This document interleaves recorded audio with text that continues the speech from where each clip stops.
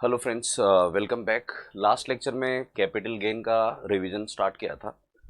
हम लोग last lecture में शेयर से रिलेटेड पॉइंट सीख रहे थे। उसमें अभी राइट शेयर्स राइट ऑफर का एक पॉइंट पेंडिंग है, तो लेट अस कंटिन्यू। तो देख सकते हो राइट शेयर्स और राइट ऑफर, इन दोनों में मेन डिफरेंस क्या है। राइट शेयर्स मतलब कंपनी ने आपको राइट ऑफर किया, अगर आपने वो शेयर्स सब्सक्राइब किए तो उसको हम लोग राइट शेयर्स बोलते हैं। अगर आपने सब्सक्राइब नहीं किया, किसी और के फेवर फेवर में उस राइट ऑफर को अगर आपने रिलिंक्विश किया, तो हम लोग उसको राइट ऑफर या राइट एंटाइटलमेंट बोलते हैं। तो मैंने एक एग्जांपल लिया यहाँ पे, एबीसी लिमिटेड।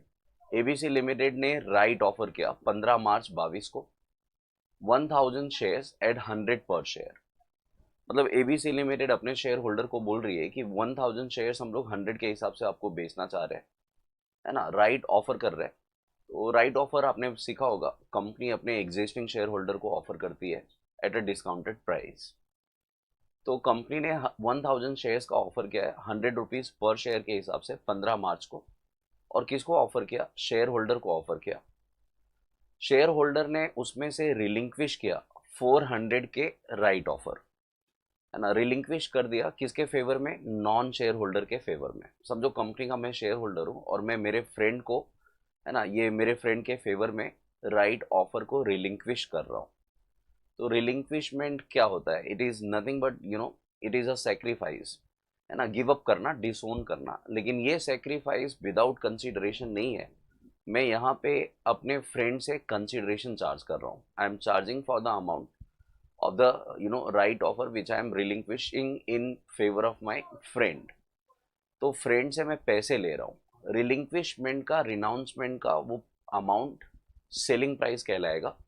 और समझो मैंने मेरे फ्रेंड से 400 शेयर्स पे 20 ईच के हिसाब से 8000 चार्ज किया, तो ये मेरे लिए सेलिंग प्राइस होगा, है ना। कंपनी ने मुझे ऑफर किया 15 मार्च को, और मैंने 15 अप्रैल को, एक महीने के अंदर ही उसको रिलिंक्विश किया नॉन शेयर होल्डर के फेवर में। ठीक है, वैसे भी जब ये कंपनी ऑफर करती है तो 1-2 महीने के अंदर ही अपने को या तो रिलिंक्विश करना है या तो आपको सब्सक्राइब करना है ना। अगर आपने उससे ज़्यादा टाइम लगाया तो कंपनी फिर ये शेयर्स मार्केट में बेच देती है मार्केट वैल्यू पे। ठीक है, तो इसका मतलब रिलिंक्विशमेंट कभी भी ऑफर से अगर आप टाइम देखोगे तो हमेशा 1 ईयर से कम आएगा, है ना। इसका पीरियड ऑफ होल्डिंग ऑलवेज क्या आएगा? Short term capital asset. Relinquishment का कैपिटल, है ना, गेन हमेशा शॉर्ट टर्म कैपिटल गेन या शॉर्ट टर्म कैपिटल गेन ही होगा। रीजन क्या है? हम लोग उसको 1 साल के अंदर ही रिलिंक्विश करते हैं।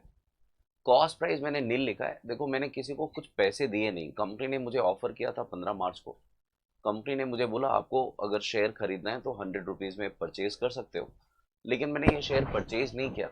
मैंने मैंने फ्रेंड के फेवर में इसको रिलिंक्विश किया, है ना। तो मैंने I have not paid anything, है ना, against acquisition of this right. तो मेरे लिए कॉस्ट हमेशा नील होगा। और सेलिंग प्राइस में क्या आएगा? रिलिंक्विशमेंट प्राइस आएगा, या फिर आप रिनाउंसमेंट प्राइस जो भी बोलते हो।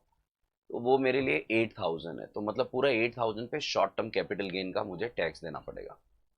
तो अब याद रखना, अगर हमने राइट ऑफर को रिलिंक्विश किया, तो in case of relinquishment of right offer, the entire amount of relinquishment price और renouncement price becomes taxable as short term gain, and there is no cost of acquisition involved, and it will always be a short term capital asset since we are relinquishing within a period of 1 year। 1 साल के अंदर ही हम लोग relinquish करते हैं। ठीक है, तो मेरे फ्रेंड ने मुझे 8000 दे दिया। अभी मेरे फ्रेंड को क्या करना पड़ेगा? He will have to pay the offer price to the company. Company ने ऑफर किया था 100 रुपये में, तो मेरा फ्रेंड अभी मुझे 8000 दिया, तो कंपनी को 100 रुपये देगा एक शेयर के पीछे। तो मेरे फ्रेंड के लिए कॉस्ट ऑफ एक्विजिशन कितना, उसको ये शेयर कितने में पड़ेगा? तो relinquishment price paid to the share holder ₹20 per share, plus offer price paid to the company at the rate 100 per share. 20 के हिसाब से उसने, मैंने 400 शेयर उसके फेवर में रिलिंक्विश किया था, तो 8000 ये हो गया। और 400 इंटू 100, ये कितना हो गया? 40,000। तो उसको, मेरे फ्रेंड को ये शेयर कितने में पड़ा? मेरे फ्रेंड को ये शेयर 48,000 में पड़ा। उसके लिए कॉस्ट ऑफ एक्विजिशन है। आई होप आपको ये पॉइंट समझा, है ना। बाद में मेरे फ्रेंड को भी शेयर अलॉट होगा। फिर ये है ना, इस राइट ऑफर का जो पीरियड ऑफ होल्डिंग है उसके लिए उसका डेट ऑफ अलॉटमेंट से स्टार्ट करने का, जब ये कंपनी उसको अलॉट करेगी तभी से। मेरे लिए तो पीरियड कभी से स्टार्ट हो गया था, मैंने तो राइट ऑफर रिलिंक्विश किया, ये मेरे लिए इनटेंजिबल असेट है ना। और जिस दिन कंपनी ने ऑफर किया था वहां से डेट काउंटिंग स्टार्ट होगा and till the date of renouncement ये काउंटिंग होगा, मतलब पीरियड ऑफ होल्डिंग का काउंटिंग होगा till the date of renouncement.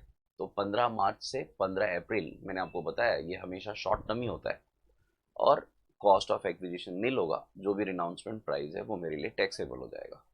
तो ये एक वन पार्ट हो गया।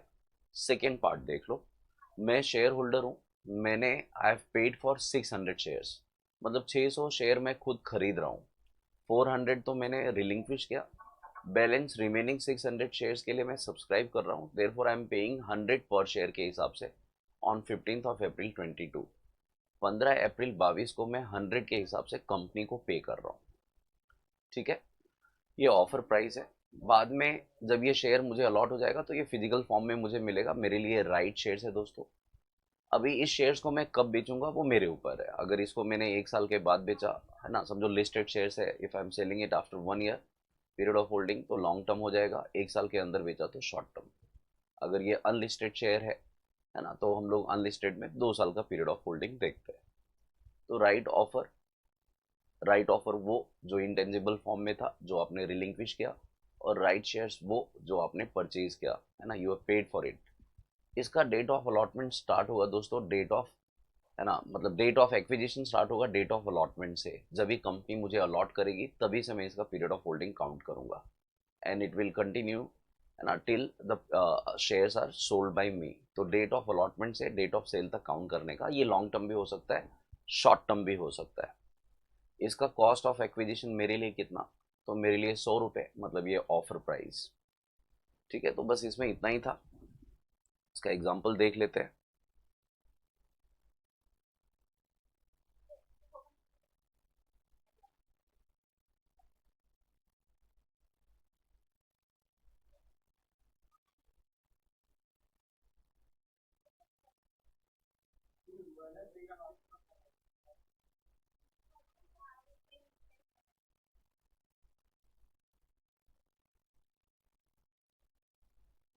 क्वेश्चन नंबर 11 है, Aditya purchase 1000 listed equity shares of 10 each eight 120।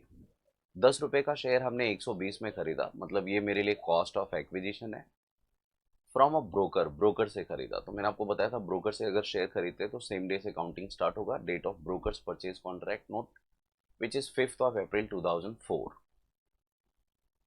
Listed shares खरीदा है हमने ब्रोकर से 5th अप्रैल 2004 को, ही पेड 2000 एज ब्रोकरेज।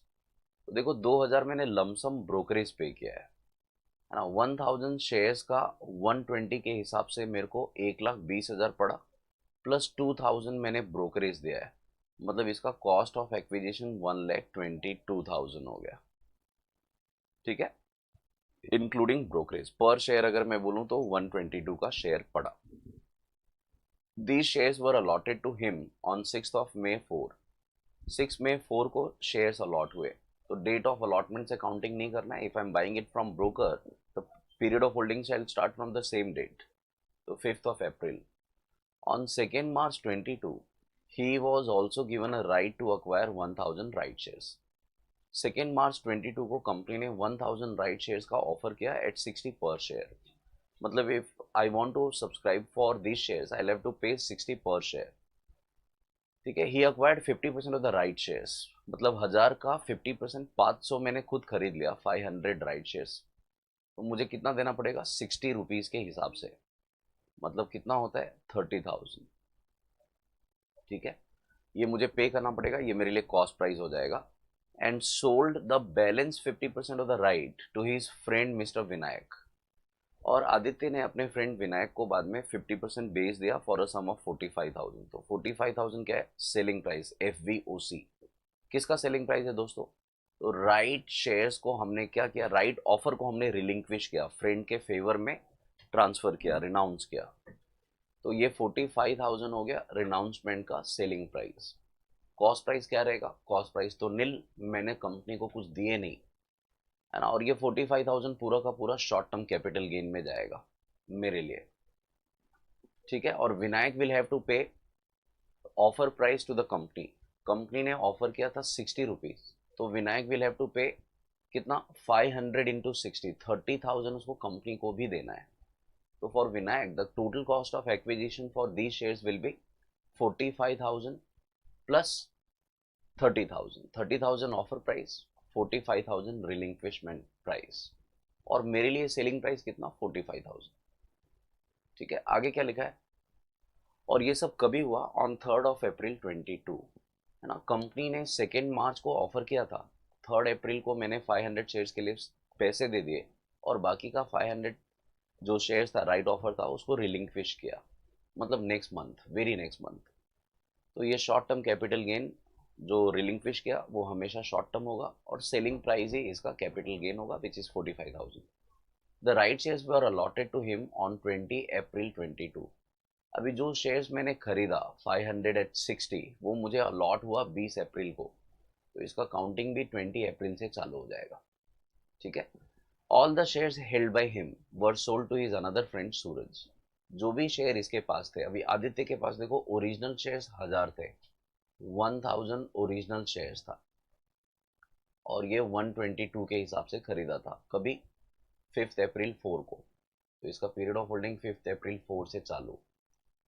फिर कौन सा, मैंने 50% राइट शेयर्स खरीदा था, 500, है ना, एट द रेट कितना, 500 शेयर्स एट द रेट, तो मैंने कितना पे किया था, 50% of the right shares offered sold, मैंने 60 रुपीज दिया था कंपनी को, तो 30,000 इसका कॉस्ट प्राइस है, और कंपनी ने अलॉट मुझे किया 20 अप्रैल को, तो ये पीरियड ऑफ होल्डिंग इसका 20 अप्रैल से चालू होगा, 20 अप्रैल 22 से, ठीक है। आगे बोलता है all the shares held by him were sold to his another friend. मैंने अपने, है ना, आदित्य ने अपने फ्रेंड को बेचा, उसका फ्रेंड का नाम है सूरज, मतलब ये लिस्टेड शेयर्स तो है, लेकिन हम लोग रिकॉग्नाइज स्टॉक एक्सचेंज में नहीं बेच रहे हैं, तो ये 112A नहीं आएगा दोस्तों।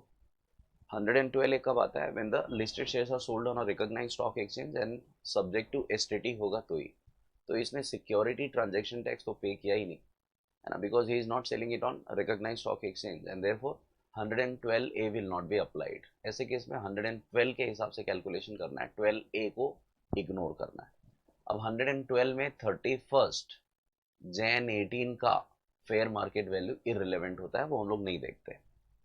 आगे क्या लिखा है, एट 380, 380 में बेच दिया, तो इसको भी हमने 380 में बेचा है, और इसको भी 380 में, ठीक है। और कभी बेचा दोस्तों, 24 मार्च 23 को, 24 मार्च 23।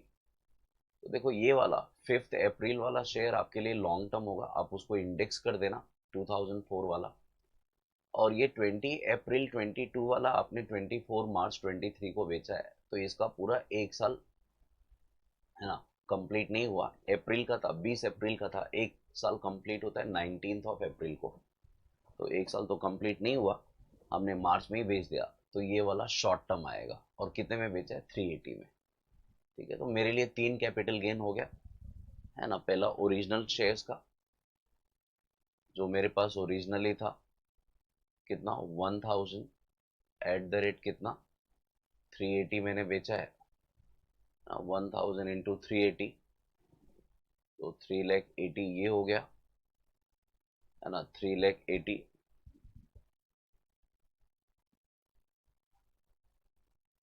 माइनस क्या करना है दोस्तों, transfer expense. Do we have transfer expense, no we don't have.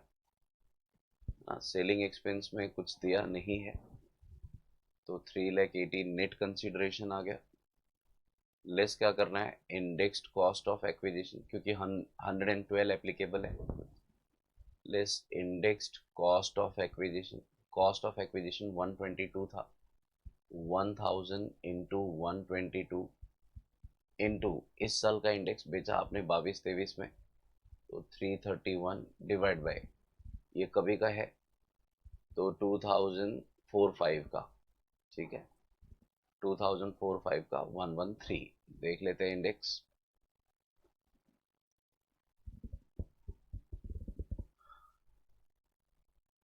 ठीक है। तो 331 22 23 का, और 4-5 का 113।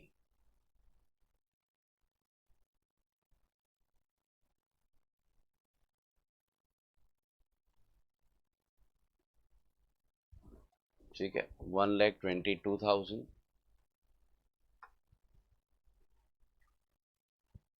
into 331 divided by 113, which comes out to 3,57,363। 3,57,363, इसको आप माइनस कर दो, माइनस 3,80,000, तो 22637। ठीक है, 22,637 का क्या आ जाएगा, लॉन्ग टर्म कैपिटल गेन। कौन से सेक्शन में, 112 में।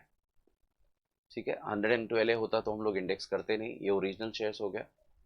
फिर हमारे पास राइट शेयर्स था जो हमने खरीदा था, और वो कितना था, 500। तो एफ वी ओ सी इसका लिख रहा हूँ मैं, 500 इंटू 380। ठीक है, तो 1,90,000। ठीक है, 1,90,000। ट्रांसफर एक्सपेंस नहीं है, नेट कंसिडरेशन भी सेम ही आएगा। लेस लिखता हूँ क्या, अब ये शॉर्ट टर्म कैपिटल असेट है तो इंडेक्स नहीं होगा। लेस कॉस्ट ऑफ एक्विजिशन, मैंने इसको परचेज किया था, है ना, 60 के भाव पे, 30,000, तो ये आ गया 1,60,000। और ये क्या है, taxable short term capital gain.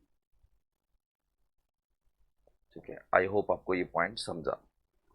Right offer वाले में तो सिंपल है, राइट ऑफर वाले में यहाँ पे 45,000 आएगा, कॉस्ट है नहीं, तो उसमें भी 45,000 का शॉर्ट टर्म कैपिटल गेन आएगा, सिंपल। आगे बढ़ते हैं।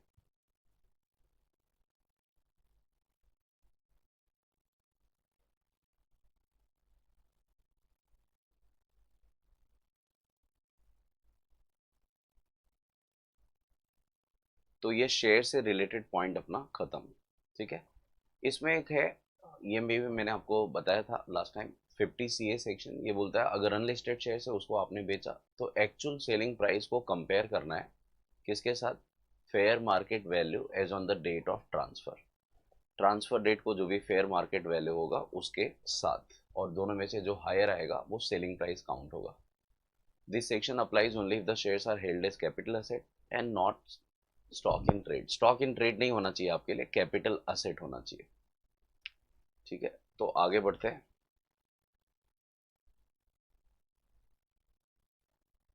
एक सम मैं एक्सप्लेन करना चाहता हूँ।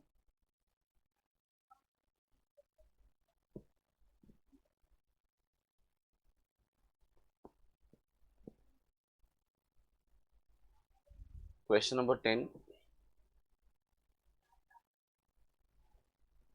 उज्जवल submits you the following particulars, following information. Urban agricultural land है, ये कैपिटल असेट है दोस्तों, और ये 2 इयर्स के ग्रुप में आता है। 90 में खरीदा था, 2001 से पहले, और 2023 मार्च में बेचा है, मतलब करंट ईयर में बेचा है। तो ये लॉन्ग टर्म कैपिटल असेट है। ठीक है,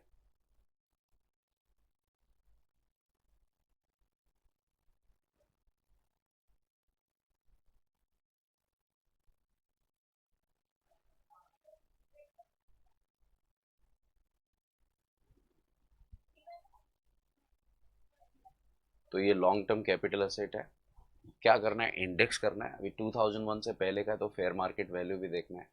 50,000 और fair market value which ever is high, cost से ज़्यादा फेयर मार्केट वैल्यू है, तो अभी क्या करना है, इसको 17 लाख तो एफ आ जाएगा। कॉस्ट को बढ़ाना है, 1 लाख इंटू 331 डिवाइड बाई 100 करना है ना, क्योंकि we are considering fair market value.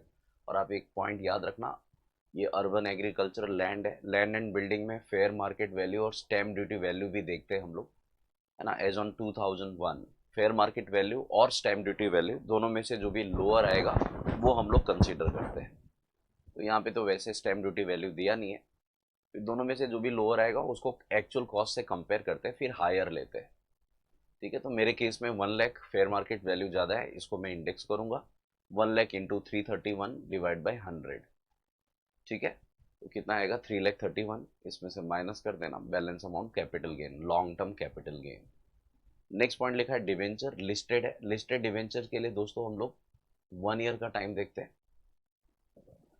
अब ये अपने खरीदा था कभी 2002-3 में 1 लाख में, और बेचा कभी 22-23 में फॉर 125। तो कैपिटल गेन कैसे आएगा, 1,25,000 माइनस क्या करना है आपको 1 लाख, इसको इंडेक्स नहीं करना है ना। इंडेक्सेशन का benefit is not available in respect of debenture and bonds. सिर्फ उसमें एक्सेप्शन है capital indexed bond, capital indexed bond पे इंडेक्स कर सकते हैं, अदरवाइज बाकी के डिवेंचर एंड बॉन्ड्स पे इंडेक्सेशन अलाउड नहीं है। तो कैलकुलेशन शॉर्ट टर्म जैसा ही होगा, लेकिन फाइनल आंसर को हम लोग बोलते हैं लॉन्ग टर्म कैपिटल गेन। क्यों, क्योंकि मैंने इसको 1 साल के बाद बेचा है। ठीक है, next point, rural agricultural land is not a capital set and therefore there will not be any capital gain. इसका एक नोट लिख देने का, since it is not covered under the definition of capital asset as per section 214, there will not be any capital gain on transfer of such asset and therefore it is to be ignored. Next point है shares of x limited, ये coated shares है, listed shares. 2010 में हमने खरीदा 60,000 में, fair market value 2001 का दिया है। फेयर मार्केट वैल्यू 2001 का देखने का नहीं, 2001 का फेयर मार्केट वैल्यू हम लोग कब देखते हैं, अगर आपने असेट खरीदा होगा 2001 से पहले। तो यहाँ पे हमने पहले नहीं खरीदा, 2010 में खरीदा, तो एक्चुअल कॉस्ट रिलेवेंट है हमारे लिए। बेचा है जून 22 में 4,80,000, तो ये एफ है दोस्तों, और कॉस्ट प्राइस 60 है। अभी इसका 31 जैन 18 का फेयर मार्केट वैल्यू चाहिए।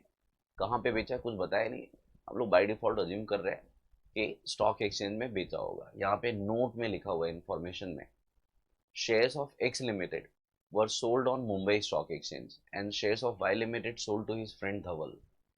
Fair market value of X Limited on 31st Jan 18 was 5 lakh. इसका फेयर मार्केट वैल्यू 5 लाख था। Fair market value of shares of Y limited वो बाद में देखते हैं। फॉर्मेट एकदम सिंपल, क्या करना है आपको, लिस्टेड शेयर्स में पहला एफ लिखना है which is 4,80,000, transfer expense minus कर दो अगर है तो, हमारे क्वेश्चन में नहीं है। 4,80,000 नेट कंसिडरेशन लेस कर दो कॉस्ट ऑफ एक्विजिशन। ठीक है, कॉस्ट ऑफ एक्विजिशन में क्या लेना है, तो पहला सेलिंग प्राइस लेना है एफ विच इज 480। दूसरा कंसीडर करना है हमें, है ना, फेयर मार्केट वैल्यू कभी का 31 जैन 18 का, 31 जैन 18 का फेयर मार्केट वैल्यू 5 लाख है। ठीक है, विच एवर इज क्या करना है अभी हमें, विच एवर इज लोअर, 4,80,000 हो गया। अब इसको एक्चुअल कॉस्ट से कंपेयर करना है। एक्चुअल कॉस्ट कितना है, एक्चुअल कॉस्ट इज 60,000, तो विच एवर इज हायर ले लो। ठीक है, तो इसमें क्या आएगा, 4,80,000 कॉस्ट आएगा, 4,80,000 माइनस 4,80,000 क्या हो गया, nothing is taxable, capital gain nil. तो ये टैक्सेबल कैपिटल गेन आएगा अंडर सेक्शन 112A। ठीक है, तो ये इस तरह से हम लोग आंसर लिखते हैं। नेक्स्ट पॉइंट क्या है, shares of Y limited unquoted 15 में खरीदा और 22 में बेचा। अनकोटेड शेयर्स के लिए मैंने आपको 2 इयर्स का पीरियड बताया था। Shares of x limited coated था, उसके लिए 1 ईयर देखते हैं, 1 साल के बाद बेचा तो लॉन्ग टर्म, ये 2 साल के बाद बेचा तो लॉन्ग टर्म। तो 15 में खरीदा 22 में बेचा, 7 साल का गैप है, लॉन्ग टर्म होगा। इसमें भी 31 जैन 18 का फेयर मार्केट वैल्यू दिया हुआ है, ये हमारे लिए इरेलीवेंट है, useless information. 680 selling price, cost price is 80।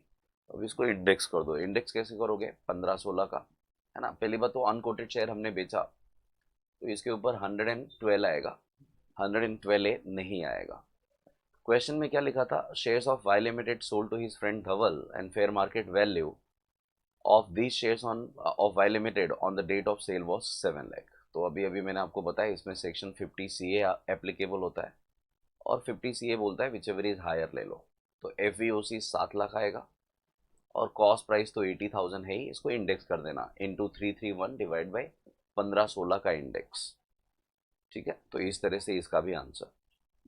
तो शेयर्स वाले पॉइंट खत्म, अभी हम लोग आगे बढ़ेंगे।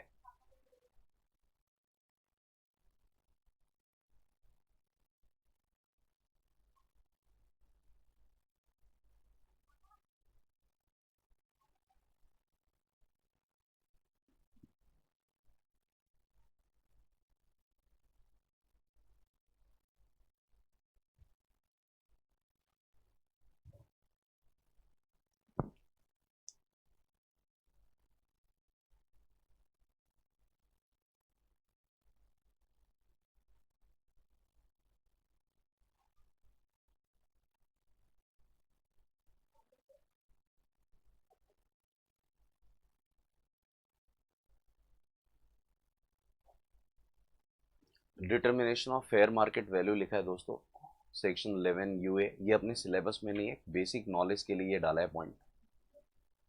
ठीक है, फेयर मार्केट वैल्यू कैसे लेते हैं, other than immovable property shall be determined in the following manner. Basic point है ना, ये नॉलेज के लिए। यहाँ पे देखो, valuation of shares and securities, quoted shares and securities अगर purchased on recognised stock exchange है तो fair market value shall be the transaction value as recorded in recognized stock exchange।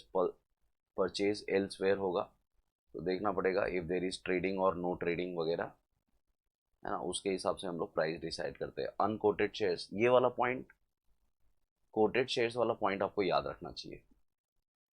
ठीक है, ये सब पॉइंट आपको याद रखना चाहिए। अनकोटेड वाला तो बिल्कुल भी मत पढ़ना, ये हमारे सिलेबस में नहीं है।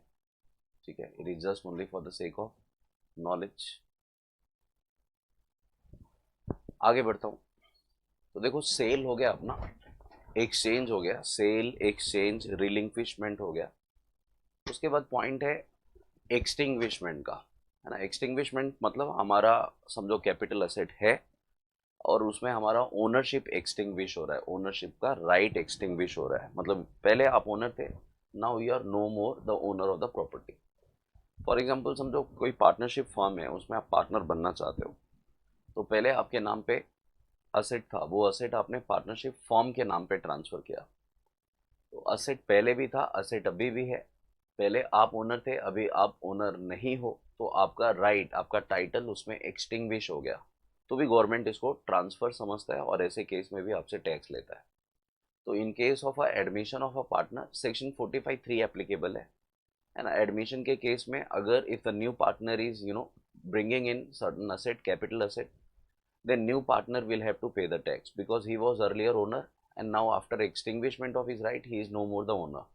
तो गवर्नमेंट ऐसा ट्रीट करता है as if the partner has sold his property, his asset to the partnership firm and therefore the amount recorded in the books of accounts as on the date when the asset was brought in by the partner and is considered as fair market value। तो समझो आप new partner हो, if you are bringing in certain asset in the partnership firm और partnership firm ने उस asset को record किया books में।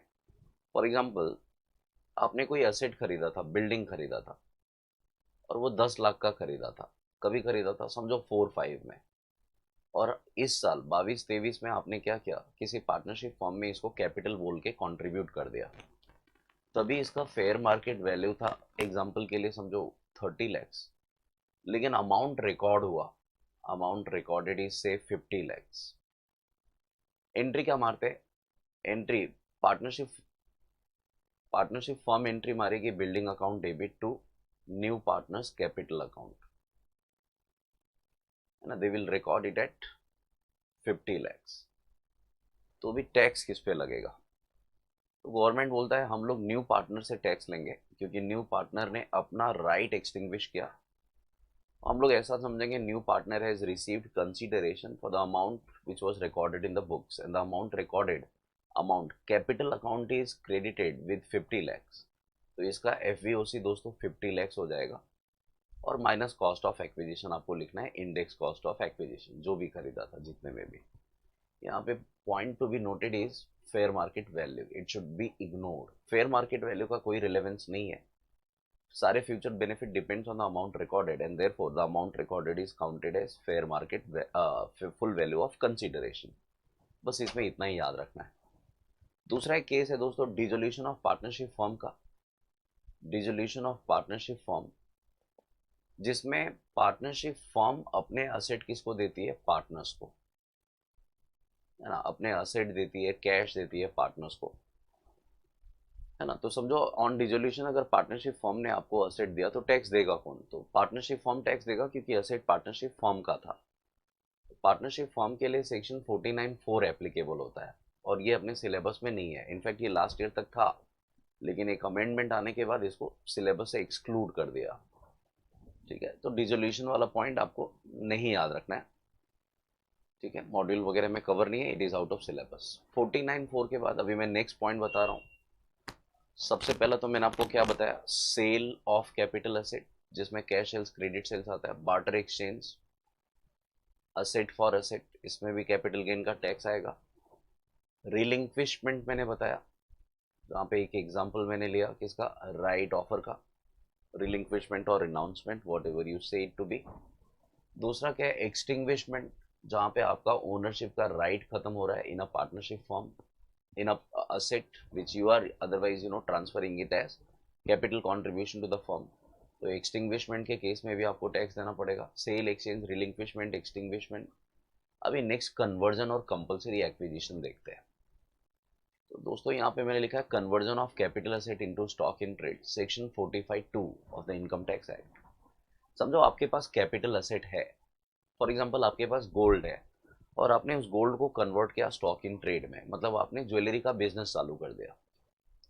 तो जो भी गोल्ड आपने अपने घर से लाया, कहाँ पे, शॉप में, काई के लिए, बेचने के लिए, उस पे आपको कैपिटल गेन का टैक्स लगेगा। और ये टैक्सेबल हुआ है 1 अप्रैल 1984 से, मतलब पहले before 1 April 84 conversion of capital asset into stock in trade taxable होता ही नहीं था। तो फर्स्ट टाइम 1984 से टैक्सेबल होना चालू हुआ। ये डेट इंपॉर्टेंट है, याद रखना चाहिए, क्योंकि कभी कभी क्वेश्चन में वो लोग डेट अगर प्री डेटेड 1984 के पहले का दिया हुआ है तो आपको कैपिटल गेन का कंप्यूटेशन नहीं करना है। Conversion of capital asset into stock in trade is a transfer, और कन्वर्जन ट्रांसफर होता है टैक्स कभी पे करने का, जब ये है ना हम लोग स्टॉक को बेचते हैं। लेकिन इंडेक्सेशन का बेनिफिट मिलेगा ईयर ऑफ कन्वर्जन तक। ईयर ऑफ कन्वर्जन को ही दोस्तों हम लोग ईयर ऑफ ट्रांसफर भी बोलते हैं। ठीक है, ये बहुत बेसिक सा सिंपल सा पॉइंट है, मैं एक एग्जांपल लेके बताता हूँ। ठीक है,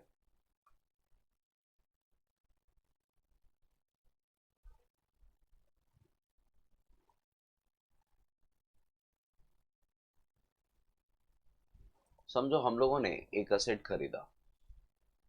ठीक है, कैपिटल असेट हमने खरीदा, और कब खरीदा, समझो 96 97 में, for ₹1 lakh. 1 lakh is actual cost, इसका हमें फेयर मार्केट वैल्यू चाहिए कभी का, 1 अप्रैल 2001 का। समझो ये 3 लाख है, तो हमने क्या सीखा, विचेवर इज हायर लेने का, 3 लाख आ गया। इस कैपिटल असेट को आपने कन्वर्ट किया, है ना, it was converted into stock in trade, आपने इसका बिजनेस चालू कर दिया। और ये कन्वर्जन आपने किया समझो 2018-19 में, और जिस दिन आपने इसको कन्वर्ट किया उस दिन अगर इसको आपने बेच दिया होता मार्केट में, तो आपको सेलिंग प्राइस मिलता, है ना, fair market value, market price मिल जाता, और समझो उस दिन मार्केट प्राइस है 30 लाख, तो आपको 30 लाख मिल जाता।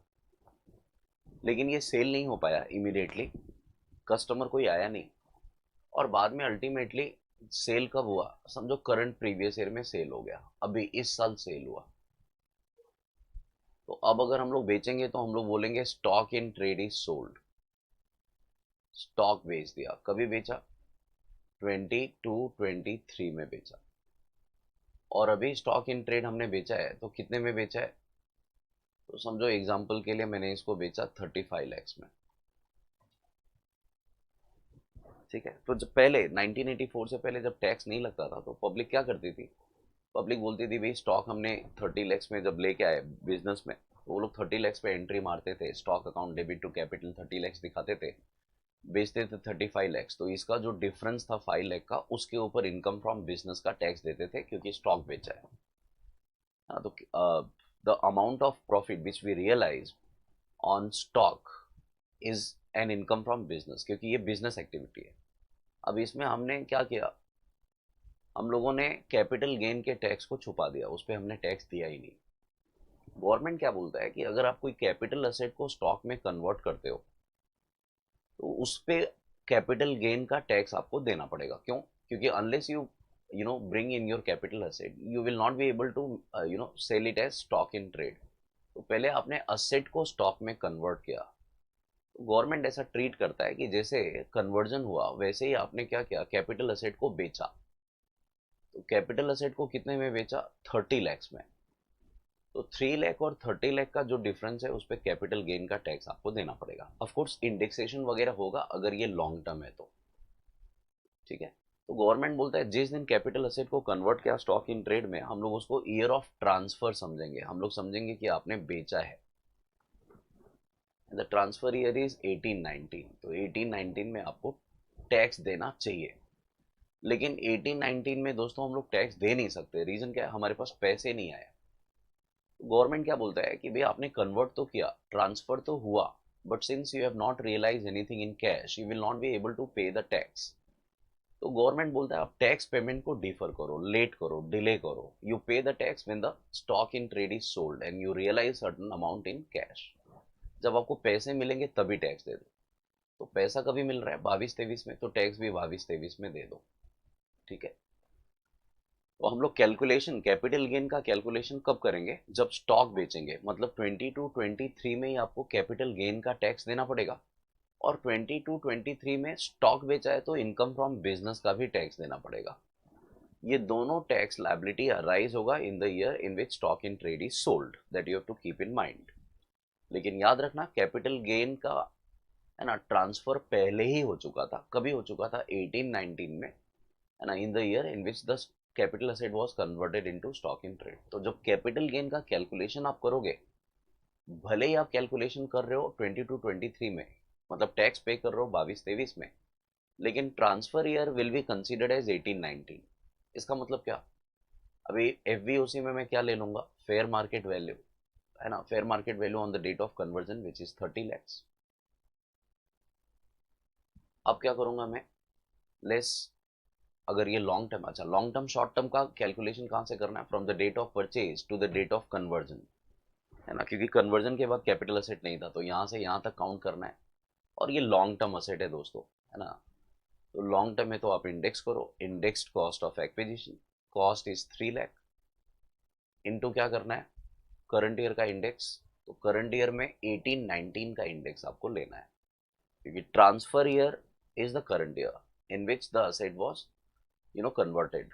Conversion year is the transfer year. Conversion year 18-19 है, तो 18-19 का आपको इंडेक्स लेना पड़ेगा। और 18-19 का इंडेक्स क्या है? तो 18-19 का इंडेक्स है दोस्तों 280। ठीक है। तो आपको 280 डिवाइड बाई क्या करना है? कभी का असेट है ये 96-97, तो डिवाइड बाई 100। तो 3 लाख इंटू 280 डिवाइड बाई क्या? 100, विच इज 8 लाख 40। तो आप यहाँ पे 8 लाख 40 माइनस कर दो और डिफरेंस अमाउंट पे टैक्स पे कर दो। ठीक है। तो 21,60,000 लॉन्ग टर्म कैपिटल गेन हो गया। This will be taxable. लेकिन टैक्सेबल कब होगा? The year in which stock in trade is sold. Income from business का जब भी हम लोग कैलकुलेशन करेंगे, सेलिंग प्राइस लिखेंगे of stock in trade. The selling price of the stock in trade is 35 lakh. Cost price में क्या लेना है? तो गवर्नमेंट बोलता है जो भी फेयर मार्केट वैल्यू था of capital asset on the date of conversion, that is cost price and which is 30 lakhs. Fair market value stock in trade का कॉस्ट होगा, और वही fair market value capital asset का सेलिंग प्राइस होगा, FVOC. ठीक है। तो 35 माइनस 30, 5 लैक्स पे आपको इनकम फ्रॉम बिजनेस का टैक्स देना है। तो this is how we make calculation in respect of both capital gain as well as income from business, and that too the computation is done in the year in which stock in trade is sold. यहाँ पे दोस्तों एक point आपको याद रखना है कि अगर हमने समझो पार्ट ऑफ स्टॉक बेचा, समझो आपने सिर्फ 50% स्टॉक बेचा, तो कैपिटल गेन में भी ये सिर्फ 50% पे ही टैक्स लगेगा। ठीक है। आप चाहिए तो पूरा कैलकुलेशन ऐसा ही कर दो 30 लैक्स के हिसाब से, लेकिन जो फाइनल अमाउंट आएगा वहां पे लिख देना ओनली 50% इज टैक्सेबल। और बैलेंस 50% कब बेचेंगे? समझो सॉरी, बैलेंस 50% पे टैक्स कब देंगे? तो आपको देखना पड़ेगा कि बैलेंस स्टॉक आपने कब बेचा। समझो बैलेंस 50% आपने 23-24 में बेचा, तो बैलेंस 50% पे टैक्स दे देना नेक्स्ट ईयर 23-24। ठीक है, 23-24 में। तो इस तरह से हम लोग कैपिटल गेन का कैलकुलेशन करते हैं। तो आई होप आपको ये समझा, है ना।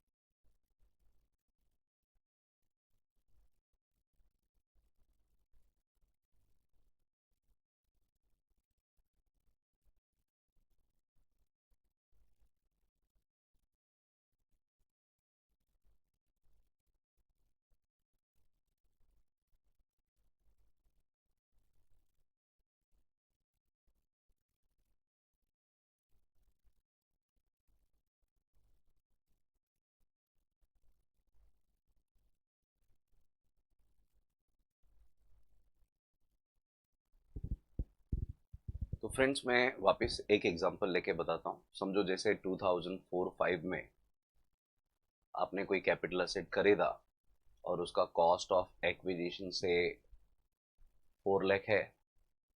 उसको आपने स्टॉक इन ट्रेड में कन्वर्ट किया 2018-19 में, और जब भी आपने स्टॉक में कन्वर्ट किया कैपिटल एसेट को, तभी फेयर मार्केट वैल्यू इसका था समझो 30 lakhs, और बाद में आपने स्टॉक बेचा। यहाँ पे सिर्फ कन्वर्जन हुआ, सेल नहीं हुआ। अगर सेल हुआ होता तो मैं यहाँ पे ही टैक्स दे देता, ट्रांसफर ईयर भी ये हो जाता और टैक्स का भी ये सेम हो जाता। लेकिन अभी क्या हो रहा है, ट्रांसफर तो ये काउंट होगा, है ना, और टैक्स मुझे देना पड़ेगा जब ये स्टॉक में बेचूंगा। और स्टॉक मैंने बेचा, लेकिन पूरा स्टॉक नहीं बेचा, समझो 50% स्टॉक बेचा कभी करंट ईयर में 22-23 में, और स्टॉक का सेलिंग प्राइस है समझो 20 lakhs। 50% स्टॉक का, बाकी का 50% हम लोगों ने नेक्स्ट ईयर बेचा है, बाकी का 50% नेक्स्ट ईयर बेचा, और वो भी समझो कितने में बेचा, 21 lakhs में बेचा, ऐसा कुछ है। तो क्या करना है, तो जब भी आप फॉर्मेट बनाओगे 22-23 में, पहला ये इनकम फ्रॉम बिजनेस के लिए कॉस्ट प्राइस लोगे। कॉस्ट प्राइस में आपको क्या करना है,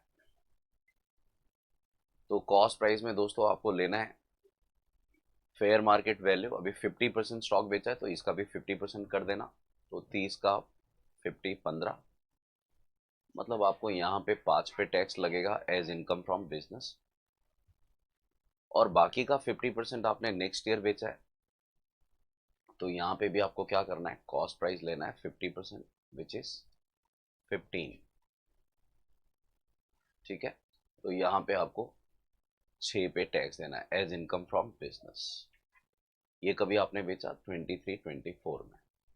अब सवाल ये आता है कि कैपिटल गेन का टैक्स कभी दूं। कैपिटल गेन का टैक्स तो हमें दे देना चाहिए था 18-19 में ही, कन्वर्जन ईयर में ही, लेकिन हम लोग टैक्स को डिफर करते हैं, लेट करते हैं।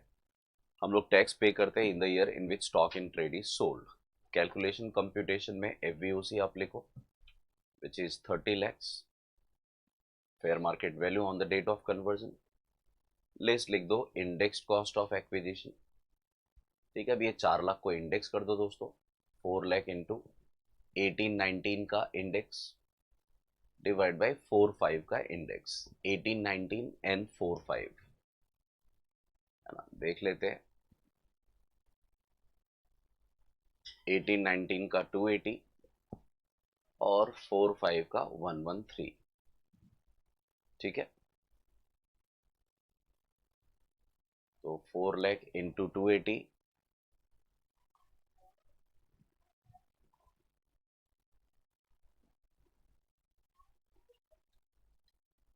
डिवाइड बाय 113, तो 9,91,150 माइनस कर दो,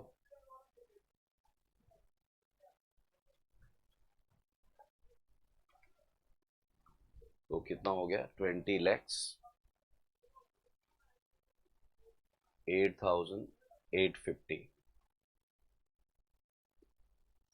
अब ये 100% कैपिटल गेन है, लॉन्ग टर्म कैपिटल गेन, लेकिन since we have sold only 50% of the stock during 22-23, तो मैं इसका 50% 22-23 में टैक्स दे दूंगा, है ना, और बैलेंस 50% पे मैं 23-24 में टैक्स दे दूंगा। तो कितना आता है, 10,04,425।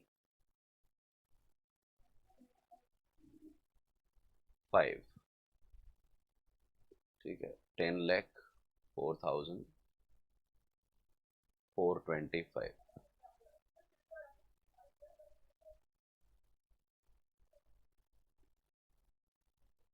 ठीक है, 10,04,425। तो कैपिटल गेन का भी कैलकुलेशन हम लोग इस तरह करते हैं।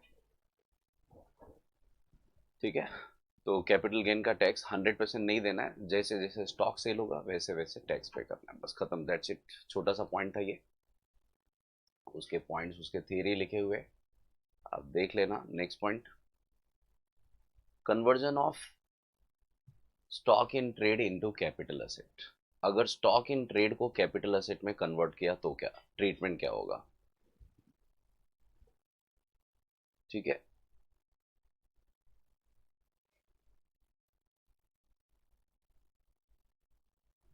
तो section 28 propose to be amended to tax the profit and gain arising from conversion. देखो उल्टा हो रहा है यहाँ पे।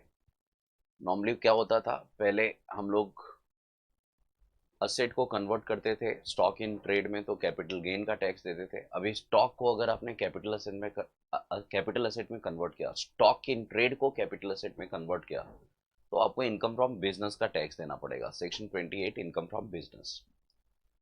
तो लिखा है the full value of the consideration received on और accruing as a result of such conversion shall be the fair market value. तो fair market value conversion date को देख लेना, फेयर मार्केट वैल्यू क्या है, वो सेलिंग प्राइस हो जाएगा स्टॉक इन ट्रेड का। ठीक है, for determining capital gain on transfer of such capital asset, और बाद में हम लोग कैपिटल असेट को बेच रहे हैं तो फेयर मार्केट वैल्यू को एक कॉस्ट पकड़ लेना। सेम उसका उल्टा opposite, period of holding start होगा कन्वर्जन के डेट से। एक पॉइंट नोट करने जैसे है, the business income would be taxable in the year of conversion. Conversion year में ही बिजनेस इनकम टैक्सेबल हो जाएगा and there is no provision for postponement of taxability of income. है ना, जैसे कैपिटल एसेट को आपने स्टॉक इन ट्रेड में कन्वर्ट किया तो गवर्नमेंट बोलता है कैपिटल गेन का टैक्स पे करो when the stock in trade is sold. लेकिन वो प्रोविजन यहाँ पे एप्लीकेबल नहीं है। यहाँ पे अगर आपने स्टॉक को कन्वर्ट किया कैपिटल एसेट में तो सेम ईयर ऑफ कन्वर्जन में आपको इनकम फ्रॉम बिजनेस का टैक्स देना पड़ेगा। और ये मुझे बताने की जरूरत नहीं, आपने सीखा है अकाउंट्स में हम लोग मर्केंटाइल सिस्टम फॉलो करते हैं, अक्रूवल बेसिस फॉलो करते हैं। तो जैसे ही आप कन्वर्ट करोगे स्टॉक को कैपिटल असेट में, आपका इनकम अक्रूवल बेसिस पे अराइज हो जाएगा और आपको टैक्स देना पड़ेगा even if the amount is not realised. ठीक है, वो क्रेडिट सेल्स जैसा आप समझो। तो क्या लिखा है, to the year in which the transfer is taking place. ठीक है, तो ये खाली थोड़ा सा एक छोटा पॉइंट था, आपको याद रखना चाहिए। सेक्शन 45(5) है compulsory acquisition of capital asset. अब ये सेम पॉइंट जैसा मैंने अभी आपको सिखाया, conversion of capital asset, same provision compulsory acquisition of capital asset के लिए भी एप्लीकेबल है ना। तो एक एग्जांपल लेके मैं बताता हूँ सेम चीज। समझो आपने असेट खरीदा, सेम वैसी एग्जांपल ले रहा हूँ। कैपिटल असेट हमने खरीदा 2004-5 में और कॉस्ट ऑफ एक्विजिशन कितना है, 2,23,000, 26,000 लेता हूँ। ये कॉस्ट ऑफ एक्विजिशन है, एक्चुअल कॉस्ट है ये, है ना। समझो ये आपका बिल्डिंग है, 4-5 में आपने एक बिल्डिंग खरीदा था, घर खरीदा था। गवर्नमेंट ने इसको कंपलसरी अक्वायर किया, कंपलसरी एक्विजिशन हुआ। ठीक है, गवर्नमेंट ने ये प्रॉपर्टी आपसे ले लिया जबरदस्ती, और कभी लिया, समझो 18-19 में ले लिया। तो कंपलसरी एक्विजिशन के बाद आप उस असेट के ओनर नहीं हो। कंपलसरी एक्विजिशन जब भी हुआ, हम लोग इसको ईयर ऑफ ट्रांसफर बोलते हैं and we treat it to be transfer of capital asset and there is capital gain on such conversion, such compulsory acquisition. तो आपको कंपलसरी एक्विजिशन का टैक्स तो लगेगा ही। सेम पॉइंट एप्लीकेबल है। गवर्नमेंट ने प्रॉपर्टी तो कंपलसरी एक्वायर किया, लेकिन मुझे पैसे बहुत लेट मिले। मुझे इनिशियल कॉम्पेंसेशन का अमाउंट मिला, सबसे पहले जो कॉम्पेंसेशन गवर्नमेंट ने डिसाइड किया था उसका अमाउंट मिला। और समझो गवर्नमेंट ने बोला कि आपको टोटल 40 लाख हम लोग देंगे, लेकिन 40 लाख भी पूरा नहीं दिया। 1 अप्रैल, है ना, समझो 1 अप्रैल को 22 को गवर्नमेंट ने मुझे एक इंस्टॉलमेंट दिया 1 लाख का, और उसके बाद समझो 15 अप्रैल को गवर्नमेंट ने बाकी के पैसे दिए, कितना, 39 लाख। तो ऐसा इंस्टॉलमेंट में पे किया। ठीक है, अभी यहाँ पे पॉइंट नोट करने जैसा है। गवर्नमेंट बोलता है देखो कंपलसरी एक्विजिशन 18-19 में हुआ, टैक्स तो आपको 18-19 में देना चाहिए, but since there is no amount, है ना, received by the SSC, the amount of compensation is received only in the year in which the first instalment of initial compensation received. हम लोग टैक्स लगाएंगे कभी, जब भी कॉम्पेंसेशन का पैसा मिलेगा। मेरे केस में कॉम्पेंसेशन का पैसा मिला 22-23 में, अच्छा इंस्टॉलमेंट में मिला है, तो गवर्नमेंट बोलता है फर्स्ट इंस्टॉलमेंट का अमाउंट देखेंगे। तो यहाँ पे तो मेरे केस में दोनों सेम ईयर ही है। लेकिन समझो अगर ईयर ये अलग रहता, अगर ये मार्च 22 रहता और ये अप्रैल 22 रहता, तो मुझे मार्च 22 में टोटल अमाउंट ऑफ कंसिडरेशन पे टैक्स देना पड़ेगा। ठीक है, रीजन क्या है? फुल वैल्यू ऑफ कंसिडरेशन का मतलब होता है amount received as well as receivable. तो अपने को दोनों अमाउंट कंसीडर करना पड़ेगा। Even if the entire consideration is not received, you will have to consider the entire amount of initial compensation in the first year in which the amount first installment of initial compensation is received। तो पूरा पैसा नहीं मिला तो भी आपको total amount consider करना पड़ेगा। तो यहाँ पे तो दोनों सेम ही ईयर है, तो जब मैं फॉर्मेट बनाऊंगा तो मैं टोटल 40 लैक्स लिखूंगा। ठीक है, और अगेन सेम पॉइंट आपको याद रखना है, ट्रांसफर ईयर 18-19 है, तो पीरियड ऑफ होल्डिंग वगैरह यहाँ से यहाँ तक ही काउंट होगा, उसके बाद तो असेट था ही नहीं। इंडेक्स भी आप यहाँ से यहाँ तक ही कर सकते हो, उसके बाद इंडेक्सेशन का बेनिफिट नहीं है। सिर्फ यहाँ पे फायदा क्या है कि आपको टैक्स डिफर करने मिलेगा। आप टैक्स डिले करो, टैक्स अभी मत भरो। टैक्स कब पे करना? जब इनिशियल कॉम्पेंसेशन का पैसा मिलेगा। तो प्रीवियस ईयर कौन सा? 22-23। 22-23 में मैं फॉर्मेट बना रहा हूँ, assessment year is 23-24। Computation of capital gain, और अभी मुझे क्या करना है? सेलिंग प्राइस लेना है, FVOC, which is amount received as well as receivable 40 lakhs, minus करना है ट्रांसफर एक्सपेंस, अगर है तो लिखो, तो 40 लैक्स आएगा नेट कंसीडरेशन, लेस करना है indexed cost of acquisition. Index में क्यों कर रहा हूँ? लॉन्ग टर्म असेट है, 2 साल के बाद कंपलसरी एक्विजिशन हुआ, 4-5 में खरीदा था, 18-19 में हुआ, 2,26,000 का असेट है, इनटू 18-19 का इंडेक्स 280 डिवाइड बाय 4-5 का इंडेक्स 113।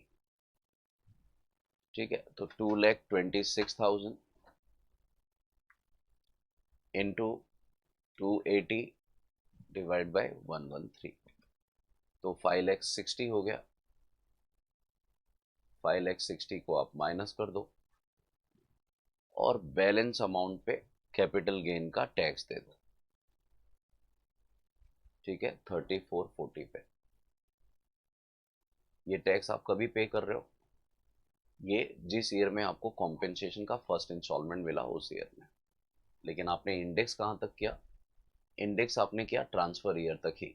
ठीक है, ट्रांसफर ईयर तक। ट्रांसफर ईयर क्या था? 18-19। तो इस तरह से आपको ये पॉइंट याद रखना है। ठीक है, अब यहाँ पे आगे इसमें एडिशनल पॉइंट्स आपको याद रखने हैं, ध्यान रखने हैं। गवर्नमेंट बोलता है अगर समझो if you are not satisfied with the amount of initial compensation and if you go ahead, you make an appeal in a court of law, आप कोर्ट में जाते हो and for increasing the amount of initial compensation, आप enhanced compensation के लिए appeal कर रहे हो कोर्ट में। आप कोर्ट जा रहे हो, गवर्नमेंट के कॉम्पेंसेशन, जो गवर्नमेंट ने जो कॉम्पेंसेशन दिया था उससे आप सेटिस्फाइड नहीं हो, आपको लग रहा है ये कॉम्पेंसेशन का अमाउंट इनएडिक्वेट है, तो you are demanding the additional amount of compensation. We call it as enhanced compensation. You are filing an appeal, making an appeal in a court of law. अब ये कोर्ट का judgement आने के बाद आपको enhance compensation का पैसा मिलेगा, अगर वो जजमेंट आपके फेवर में आया तो समझो आपने अपील तो कर दिया 22-23 में, जजमेंट आया 23-24 में, और कोर्ट ने आपके फेवर में जजमेंट दिया, और कोर्ट बोलता है, गवर्नमेंट को इंस्ट्रक्ट करता है टू पे एक्स्ट्रा अमाउंट। समझो गवर्नमेंट आपको बोलता है, सॉरी कोर्ट बोलता है कि 2 लाख रुपया एक्स्ट्रा मिलना चाहिए, और ऑर्डर पास किया आपके फेवर में, तो फिर गवर्नमेंट ने आपको 2 लाख रुपए दिए कभी 23-24 में। तो अभी इस एनहांस कॉम्पेंसेशन का क्या करने का? तो आपको 23-24 में वापस से फॉर्मेट बनाना पड़ेगा, और इसका असेसमेंट ईयर 24-25 होगा। तो जब भी आप कंप्यूटेशन ऑफ कैपिटल गेन का फॉर्मेट बनाओगे, तो लॉन्ग टर्म शॉर्ट टर्म कैसे डिसाइड करने का? यहाँ पे लॉन्ग टर्म शॉर्ट टर्म, तो एनहांस्ड कॉम्पेंसेशन के लिए ना, एनहांस्ड कॉम्पेंसेशन के लिए गवर्नमेंट बोलता है कि इनिशियल कॉम्पेंसेशन जैसा ही ट्रीटमेंट होगा। अगर इनिशियल कॉम्पेंसेशन के टाइम पे capital asset was long term, अगर उस टाइम पे लॉन्ग टर्म था, तो एनहांस्ड कॉम्पेंसेशन भी तो उसका ही पार्ट है, तो ये भी लॉन्ग टर्म काउंट होगा। ठीक है, सेलिंग प्राइस में क्या लिखने का? सेलिंग प्राइस में जो अमाउंट ऑफ एनहांस कॉम्पेंसेशन आपको मिला वो लिखने का, 2 लाख। ट्रांसफर एक्सपेंस में क्या लिखने का, ट्रांसफर एक्सपेंस गवर्नमेंट बोलता है भाई लीगल एक्सपेंस लिखो, है ना। अभी हम लोगों ने कोर्ट में अपील किया था, कोर्ट के जो एक्सपेंसेस होंगे हम लोग यहाँ पे वो एक्सपेंस माइनस करेंगे। तो समझो आपने 10,000 रुपये खर्च किए, 10,000 आपका ट्रांसफर एक्सपेंस काउंट होगा, 190 नेट कंसिडरेशन हुआ। अभी इसमें से माइनस करना है, क्या माइनस करना है, इंडेक्स्ड कॉस्ट ऑफ एक्विजिशन। तो इंडेक्स कॉस्ट ऑफ एक्विजिशन या फिर इंडेक्स कॉस्ट ऑफ इंप्रूवमेंट जो भी है माइनस करो, लेकिन माइनस क्या करो, तो आंसर इज नील, मुझे कुछ भी माइनस करने नहीं मिलेगा। सर क्यों नहीं मिलेगा, क्योंकि मैंने इनिशियल कॉम्पेंसेशन के टाइम पे ही टोटल कॉस्ट ऑफ एक्विजिशन और कॉस्ट ऑफ इंप्रूवमेंट भी अगर होगा तो मैंने माइनस कर लिया होगा ऑलरेडी। तो cost of acquisition since it was already deducted at the time of initial compensation, no additional deduction will be allowed, वापस से आप थोड़ी माइनस कर सकते हो। तो ये जो भी अमाउंट आएगा 190, ये आपका long term capital gain count होगा अंडर सेक्शन 112, ठीक है, taxable long term capital gain. तो ये पॉइंट आपको याद रखना है एनहांस कॉम्पेंसेशन का। अगर इनिशियल कॉम्पेंसेशन के टाइम पे ये शॉर्ट टर्म था तो इसको भी शॉर्ट टर्म लिखने का, अगर ये लॉन्ग टर्म तो ये भी लॉन्ग टर्म लिखने का। अब यहाँ पे एक दो पॉइंट और समझो, ये अमाउंट ऑफ इनिशियल कॉम्पेंसेशन या फिर एनहांस्ड कॉम्पेंसेशन, कोई भी अमाउंट अगर गवर्नमेंट ने आपको टाइम पे नहीं पे किया, इफ देर इज डिले ना by the government in terms of remitting the amount to the person whose property has been compulsorily acquired, then the government also pays interest, government आपको interest देता है on late payment of compensation. तो late payment of compensation पे जो interest मिलता है उस पे हम लोग टैक्स रिसीट बेसिस पे देते हैं दोस्तों, receipt basis, point to be noted, ये पॉइंट बहुत इंपॉर्टेंट पॉइंट याद रखना, है ना। जब ये पैसे मिलेंगे तभी टैक्स देना। अगर ये पैसा आपको मिला 23-24 में तो 23-24 में टैक्स लगेगा। और क्या बोल के टैक्स लगेगा, इनकम फ्रॉम अदर सोर्स बोल के, और उसमें स्टैंडर्ड डिडक्शन आपको मिलेगा, स्टैंडर्ड डिडक्शन विच इज 50%। तो आपको क्या करना है, इसमें से 50% माइनस करना है, ठीक है। स्टैंडर्ड डिडक्शन 50% माइनस करना है इंटरेस्ट ऑन लेट पेमेंट पे। तो समझो मेरे को इंटरेस्ट मिला 1 लाख, तो मैं 50 माइनस करूंगा और बाकी के 50 पे टैक्स दूंगा, कौन से ईयर में, जिस ईयर में मिला उस ईयर में, और इनकम फ्रॉम अदर सोर्स बोल के टैक्स दूंगा। अब लास्ट पॉइंट, समझो हम लोगों ने कोर्ट में अपील किया, है ना, क्या के लिए, एनहांस कॉम्पेंसेशन के लिए, वी रेज्ड, है ना, demand for increasing the amount of compensation, लेकिन कोर्ट का जजमेंट हमारे अगेंस्ट आ गया, है ना।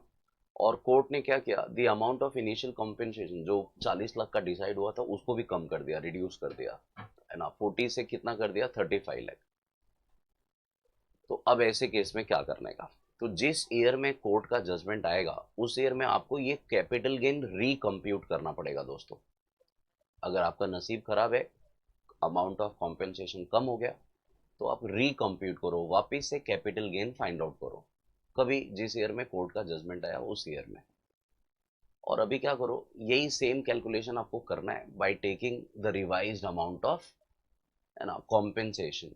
तो 35 लेके कंप्यूट कर लो, कॉस्ट तो सेम ही रहेगा, ये अमाउंट चेंज हो जाएगा, और उस ईयर का रिटर्न रिवाइज कर दो, ठीक है। अगर आपने एक्स्ट्रा टैक्स भरा हुआ था तो अभी आप टैक्स रिफंड क्लेम कर लो, ठीक है।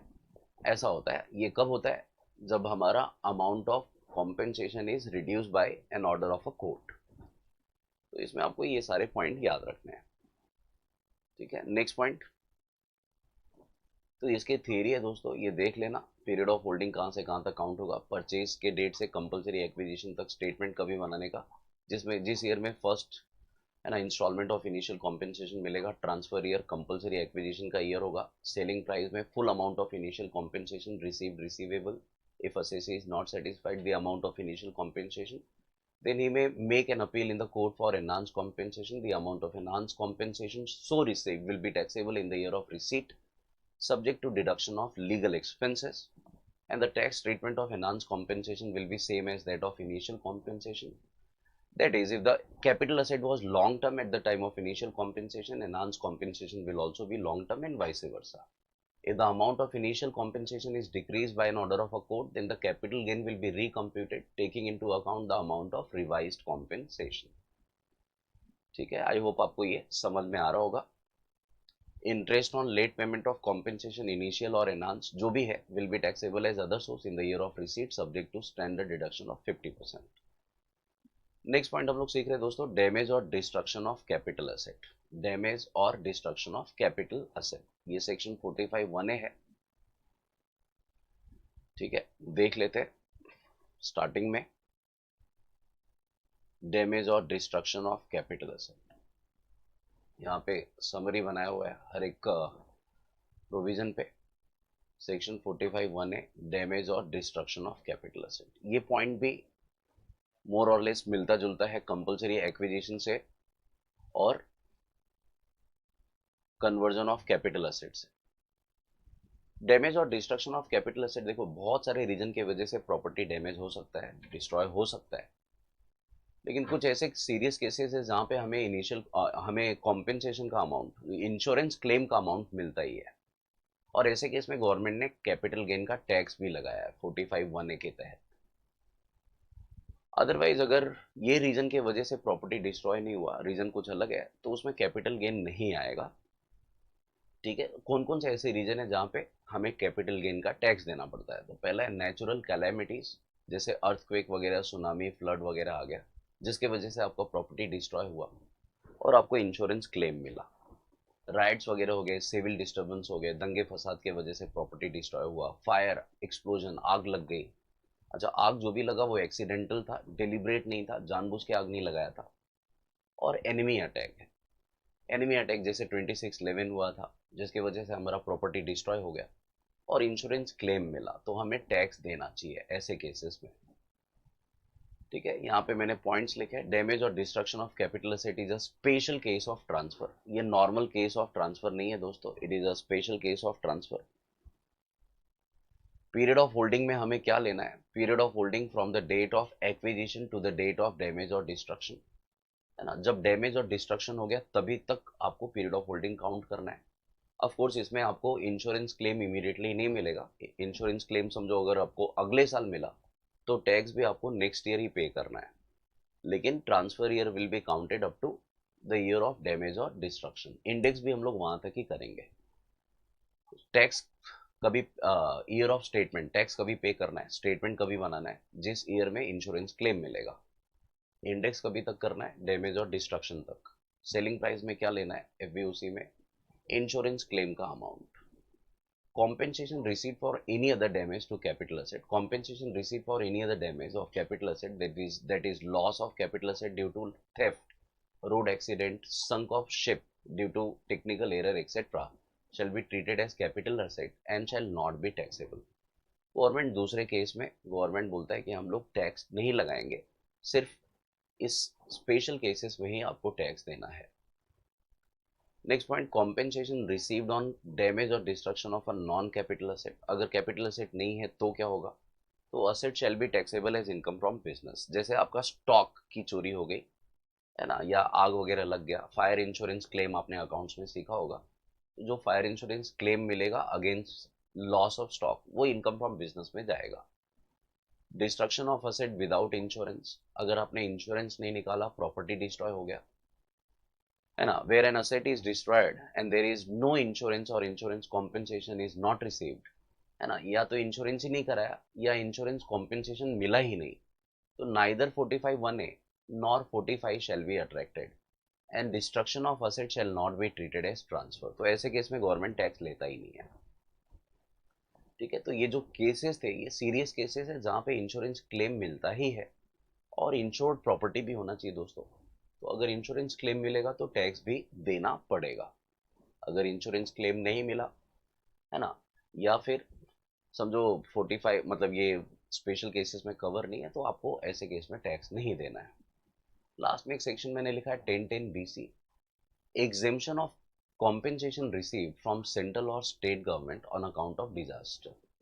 अब समझो कहीं पे जैसे अर्थक्वेक हो गया, है ना, सुनामी वगैरह आ गया, अगर गवर्नमेंट ने उसको नेशनल डिजास्टर, है ना, ये डिक्लेयर कर दिया, और ऐसे केस में अगर आपको कॉम्पेंसेशन मिलेगा तो फिर ये ऐसे केस में आपको टैक्स देने की ज़रूरत नहीं है, वो पूरा एग्जेम्प्ट हो जाएगा। ठीक है, तो डैमेज और डिस्ट्रक्शन वाला पॉइंट ये सेम उसके जैसा ही हो गया, कन्वर्जन और कंपलसरी एक्विजिशन। पहले डैमेज हो रहा है, बाद में मेरे को पैसे मिल रहे हैं, तो जब ये पैसे मिलेंगे, कॉम्पेंसेशन जब भी मिलेगा तभी मैं टैक्स पे करूंगा, इंश्योरेंस क्लेम जब भी मिलेगा तभी टैक्स पे करूंगा। ठीक है, आई होप आपको ये पॉइंट समझा।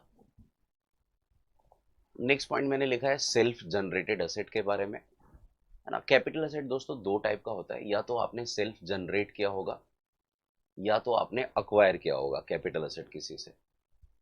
ठीक है, तो पहले मैंने यहाँ पे लिखा है सेल्फ जनरेटेड, इसमें मैंने लिखा है जीटीएल ट्रिपल आर टी। इसमें कैपिटल गेन का आपको टैक्स लगेगा, कॉस्ट ऑफ एक्विजिशन नील समझने का, मतलब ऑल दो it is self generated, cost तो कुछ ना कुछ होगा ही, लेकिन गवर्नमेंट बोलता है कॉस्ट को नील समझो क्योंकि सेल्फ जनरेटेड है। कितना कॉस्ट इनकर किया वो बताना मुश्किल है, अनअसर्टेनेबल होता है। गवर्नमेंट बोलता है टैक्स पे करो assuming that the cost of acquisition is nil. Other asset के केस में other than GTL triple R T capital gain नहीं आएगा क्योंकि cost of acquisition is not ascertainable. ये एक्चुअली एक केस लॉ था सुप्रीम कोर्ट का, बीसी श्रीनिवास शेट्टी करके।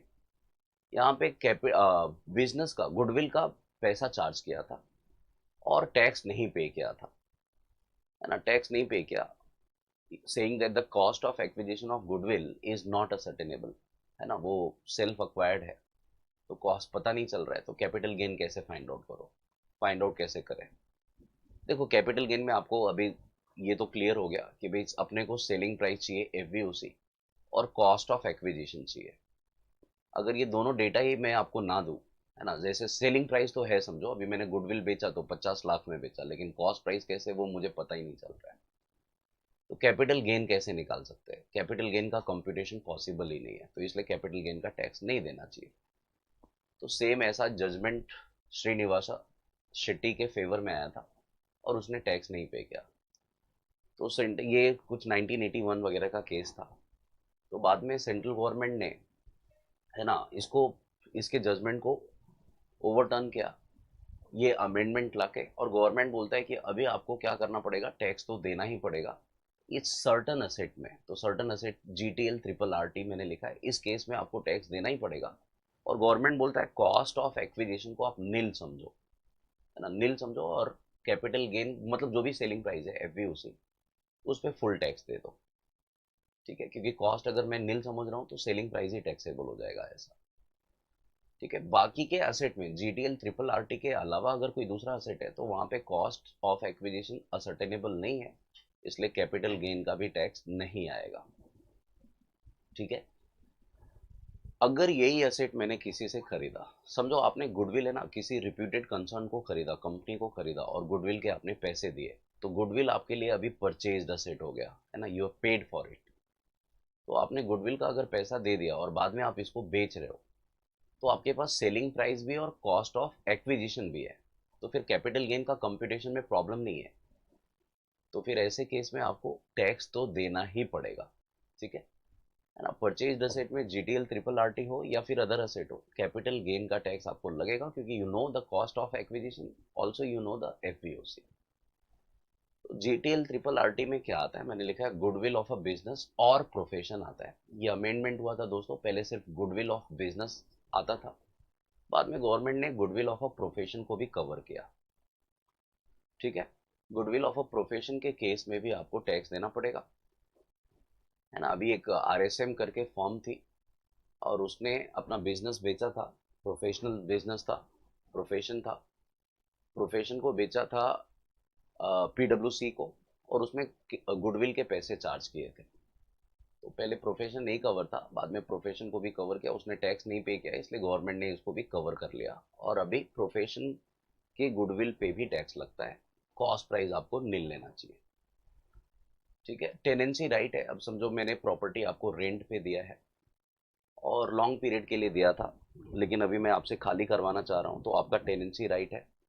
आप टेनेंट हो, आप मुझे बोलते हो sir you pay me for vacating this house, तो जो पैसे मैं आपको दूंगा for vacating my house, that will be your income. आप टेनेंट हो, आपका इनकम होगा, आपको उसके ऊपर टैक्स देना पड़ेगा कैपिटल गेन बोल के। तो tenancy right is an intangible asset. ये असेट है ना, ये सारे असेट जो है इंटेंजिबल फॉर्म के है ना, और इस पे आपको टैक्स, कैपिटल गेन का टैक्स देना चाहिए on the assumption that the cost price of such asset is निल, मतलब पूरा सेलिंग प्राइस आपके लिए टैक्सेबल हो जाएगा। लूम आर्स है दोस्तों, ये हैंडलूम मशीन्स वगैरह में है ना, हैंडलूम मशीन्स के यूज करने के आर्स है। अगर लूम आर्स बेचा तो इसके ऊपर भी कैपिटल गेन का टैक्स लगेगा। ठीक है। Right to manufacture an article और थिंग है ना, गुड्स को बनाने का राइट है, वो राइट अगर मैं किसी और को दे रहा हूँ, बेच रहा हूँ, उससे पैसे चार्ज कर रहा हूँ, तो मेरे को कैपिटल गेन का टैक्स उस पर भी देना पड़ेगा। जिसने अपना राइट ट्रांसफर किया उसको देना पड़ेगा। Right to carry on business और प्रोफेशन है, यहाँ पे भी प्रोफेशन डाल दिया है।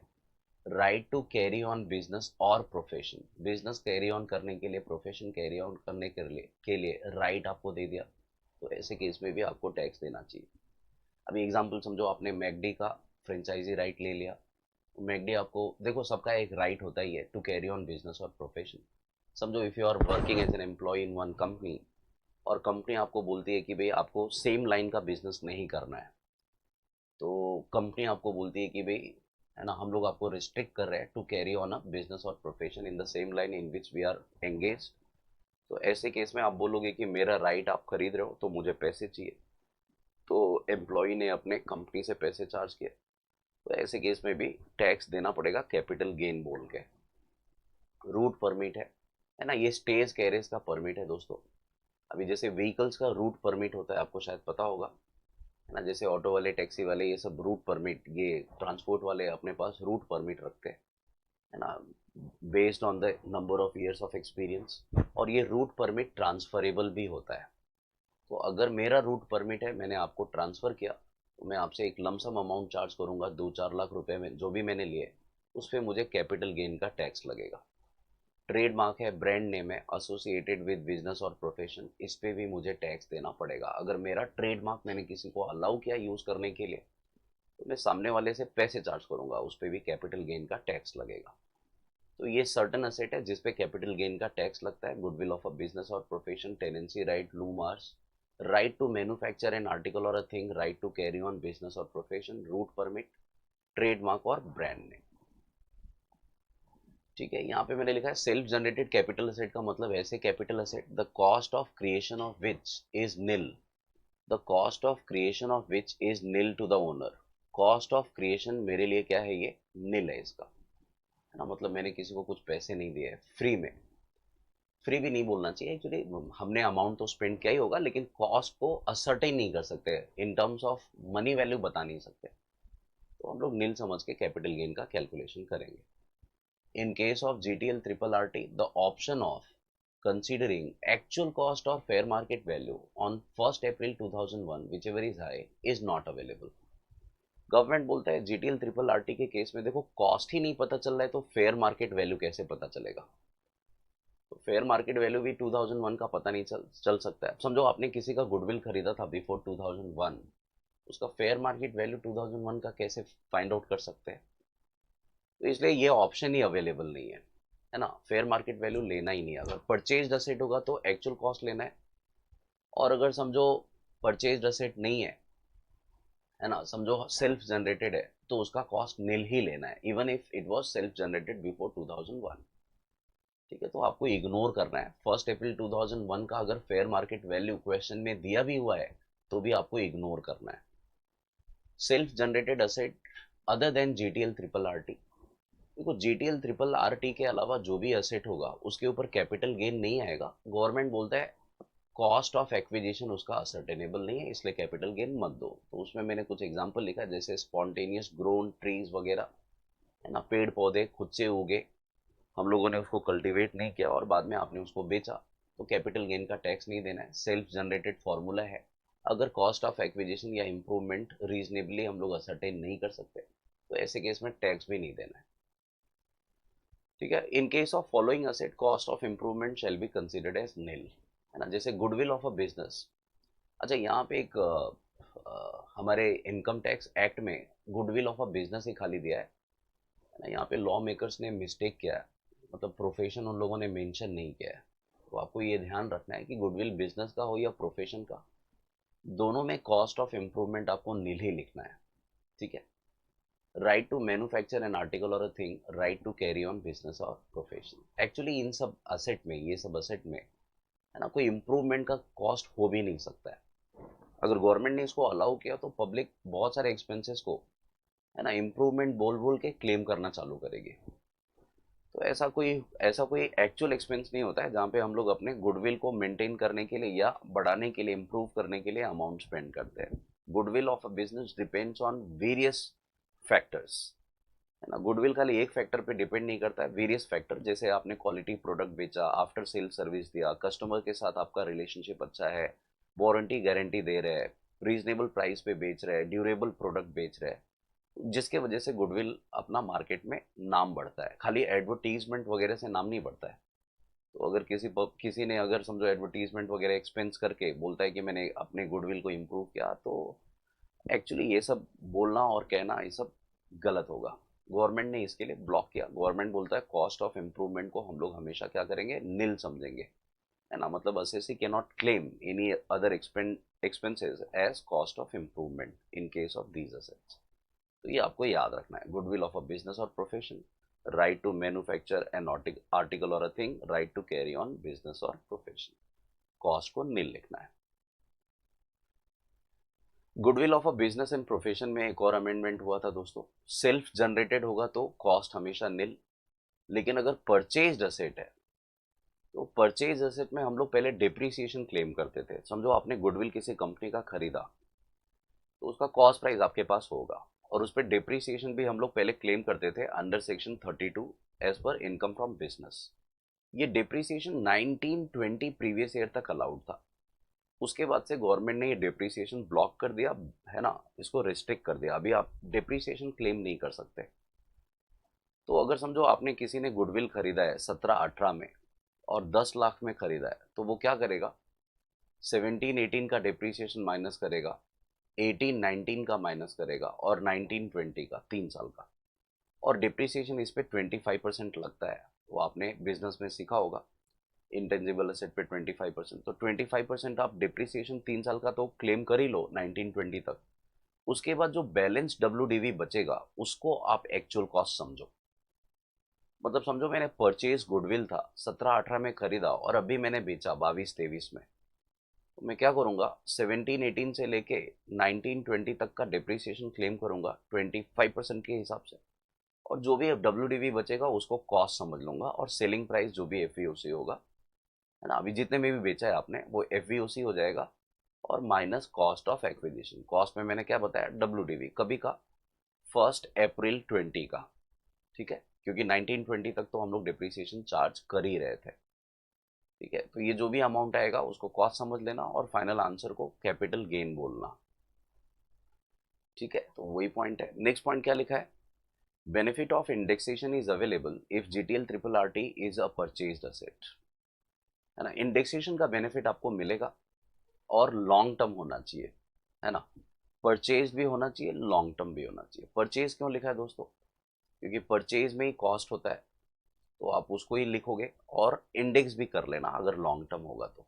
सेल्फ जनरेटेड में तो कॉस्ट ही हम लोग नील लिख रहे हैं, है ना, तो कॉस्ट अगर नील लिख रहे हैं तो इंडेक्सेशन कैसे करें। ठीक है, तो ये क्वेश्चन है, ये थियरी है। इसका क्वेश्चन एक मैं बता देता हूँ आपके नॉलेज के लिए।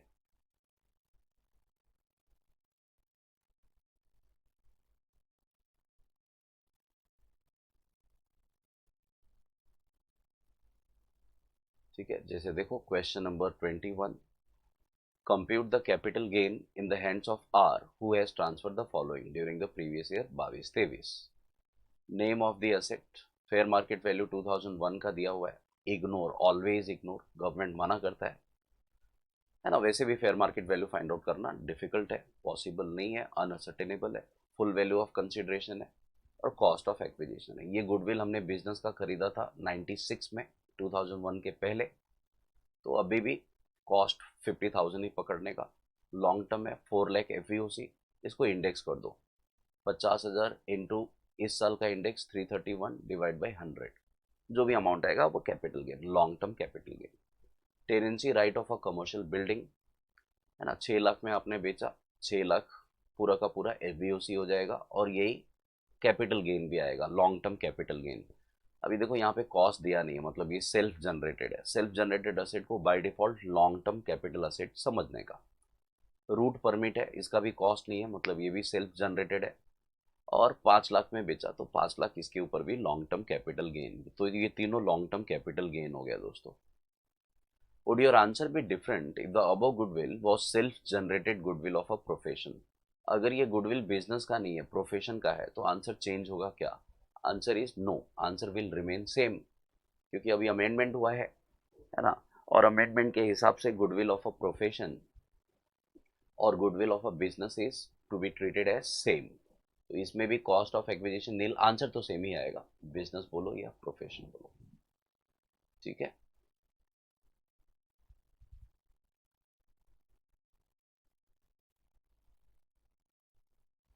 Question number 17. R has been living in a rented accommodation since 93 and he is paying a rent of 4,000 per month. The landlord got the house vacated from R. R tenant है, R से घर खाली कराया on 16th of July 22 this year and paid a sum of 5 lakh for vacating the house. घर खाली कराने का 5 लाख दिया। तो टेनेंट के लिए 5 लाख एफवीओसी और उसके लिए कॉस्ट प्राइस कुछ भी नहीं। ये जो रेंट पे कर रहा है इसको आप कॉस्ट मत समझना, है ना। रेंट तो रेवेन्यू एक्सपेंस है, उसके लिए हम लोग कैपिटल एसेट की बात कर रहे हैं। तो कैपिटल एसेट में क्या है, टेनेंसी राइट है। बेचा कितने में, 5 लाख में, और सेल्फ जनरेटेड था तो कॉस्ट तो नील रहेगा। तो पूरा 5 lakh long term capital gain हो जाएगा। तो आई होप आपको ये समझा। आगे बढ़ते हैं हम लोग।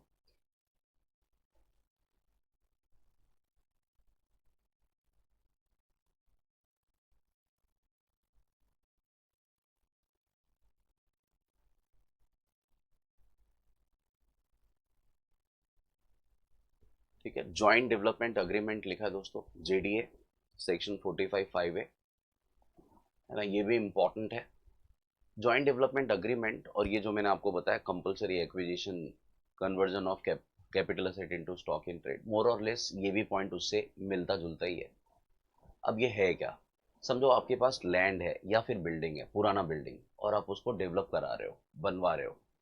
लैंड आपने दे दिया, लैंड बन के ऊपर आप बिल्डिंग बना रहे हो। बिल्डिंग बनाने के लिए आपके पास पैसे नहीं है तो आपने किसी बिल्डर को दे दिया। तो आप उसके साथ ज्वाइंट डेवलपमेंट अग्रीमेंट करोगे, आप उसको डेवलपमेंट राइट्स दोगे और वो बदले में आपको क्या देगा, बदले में आपको फ्लैट्स वगैरह उस बिल्डिंग में, यूनिट्स में, है ना, फ्लैट्स वगैरह या जो भी उसमें, समझो आपको, आपने अपना लैंड दिया और बिल्डर उस पर बिल्डिंग बना रहा है, और बिल्डिंग में समझो वो 10 फ्लैट बना रहा है। तो 10 फ्लैट में से आपको समझो 4 फ्लैट उसने दे दिया, है ना। तो ये इन जो भी 4 फ्लैट हमें मिला है वो कंसीडरेशन नॉट इन कैश है ना, it is in kind, plus आपको कैश कंसीडरेशन भी मिला। तो इसको आप सेलिंग प्राइस समझ लेना, एफवीओसी। ठीक है। और किसके बदले में, टीडीआर के बदले में, ट्रांसफर ऑफ डेवलपमेंट राइट के बदले में। तो इसके ऊपर आपको टैक्स देना पड़ेगा। ठीक है। तो इसमें ट्रीटमेंट कैसे करना है, ये joint development agreement section 45(5)(a) में कवर किया है।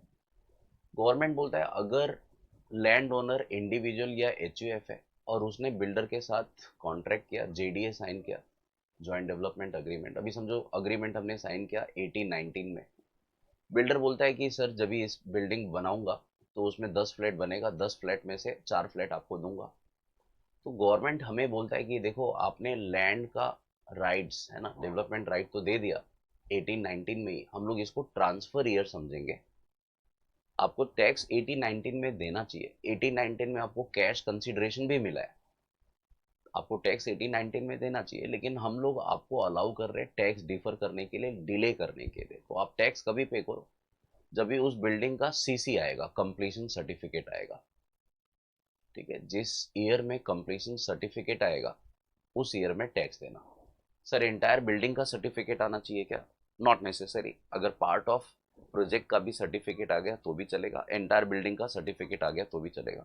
तो टैक्स हमें डिले करना है, हमें अभी का अभी टैक्स नहीं देना, नहीं देना है जिस ईयर में हमने जेडीए साइन किया उस ईयर में। तो ये ऐसा पॉइंट है। ठीक है। तो मैंने यहाँ पे लिखा है this provision is applicable in case of individual HUF. Asset transferred, land और बिल्डिंग ट्रांसफर करना चाहिए या फिर बोथ लैंड और बिल्डिंग और both under a specified agreement which is JDA to another person. Period of holding, अभी देखो मैंने लैंड खरीदा था, तो लैंड जब परचेज किया था तभी से लेके जब भी मैंने जेडीए साइन किया तभी तक पीरियड ऑफ होल्डिंग काउंट होगा। From the date of acquisition to the date when the possession handed over and to develop for construction. एवी उसी में स्टैम्प ड्यूटी वैल्यू लेना है दोस्तों on the date of completion of construction. यहाँ पे ये पॉइंट नोट करने जैसा है। अब समझो यहाँ पे स्टैम्प ड्यूटी वैल्यू है ना 50 लैक्स, है ना, किसका, लैंड का। मेरे को कैश कंसिडरेशन में मिला समझो 10 लाख, और यहाँ पे स्टैम्प ड्यूटी वैल्यू मेरे को मिल रहा है कितने फ्लैट, 4 फ्लैट, और एक फ्लैट का स्टैम्प ड्यूटी वैल्यू है समझो 12 लाख, है ना, या मैं ज़्यादा लिखता हूँ समझो 20 लाख लिखता हूँ, तो ये 80 लैक्स हो गया, है ना, 80 लैक्स। तो स्टैम्प ड्यूटी वैल्यू में फ्लैट्स का देखूँ या लैंड का देखूँ जब भी मैंने हैंड ओवर किया था, तो गवर्नमेंट बोलता है देखो कंप्लीशन सर्टिफिकेट जब भी आएगा तभी टैक्स देना है, तो तभी का स्टैम्प ड्यूटी वैल्यू भी लेना है। स्टैम्प ड्यूटी वैल्यू यहाँ का मत लेना, ठीक है। एक तो हम लोग टैक्स भी डिले कर रहे हैं, और उल्टा हम लोग सेलिंग प्राइस भी कौन सा कंसीडर कर रहे हैं, सेलिंग प्राइस कंसीडर कर रहे हैं in the year in which completion certificate for the project, the entire project और the part of the project is obtained by the developer, ठीक है। तो हमें टोटल इस अमाउंट पे टैक्स लगेगा 80 लैक्स पे। लेकिन ये सिर्फ 80 लैक्स पे टैक्स नहीं लगेगा दोस्तों, आपने 18-19 में कैश कंसिडरेशन लिया होगा, वो कैश कंसिडरेशन को भी इसमें ऐड करना है, वो भी सेलिंग प्राइस का पार्ट होगा। तो समझो मैंने 10 लाख यहाँ पे लिया था तो 10 लाख भी ऐड कर देना, ठीक है। वही पॉइंट यहाँ पे लिखा हुआ है, FVOC stamp duty value on the date of completion of construction, है ना, वेयर इन पार्ट और full to the extent of his share in the project. तो मेरा जितना शेयर होगा उसके, अभी जैसे मेरे को 4 फ्लैट मिल रहा है तो 4 फ्लैट का स्टैम्प ड्यूटी वैल्यू में देखूंगा, plus cash consideration. Cash consideration तो मुझे 18-19 में ही मिल गया था, जिस ईयर में मैंने जेडीए साइन किया था उस ईयर में ही मिल गया था, वो भी मैं यहाँ पे ऐड करके टैक्स भरूंगा।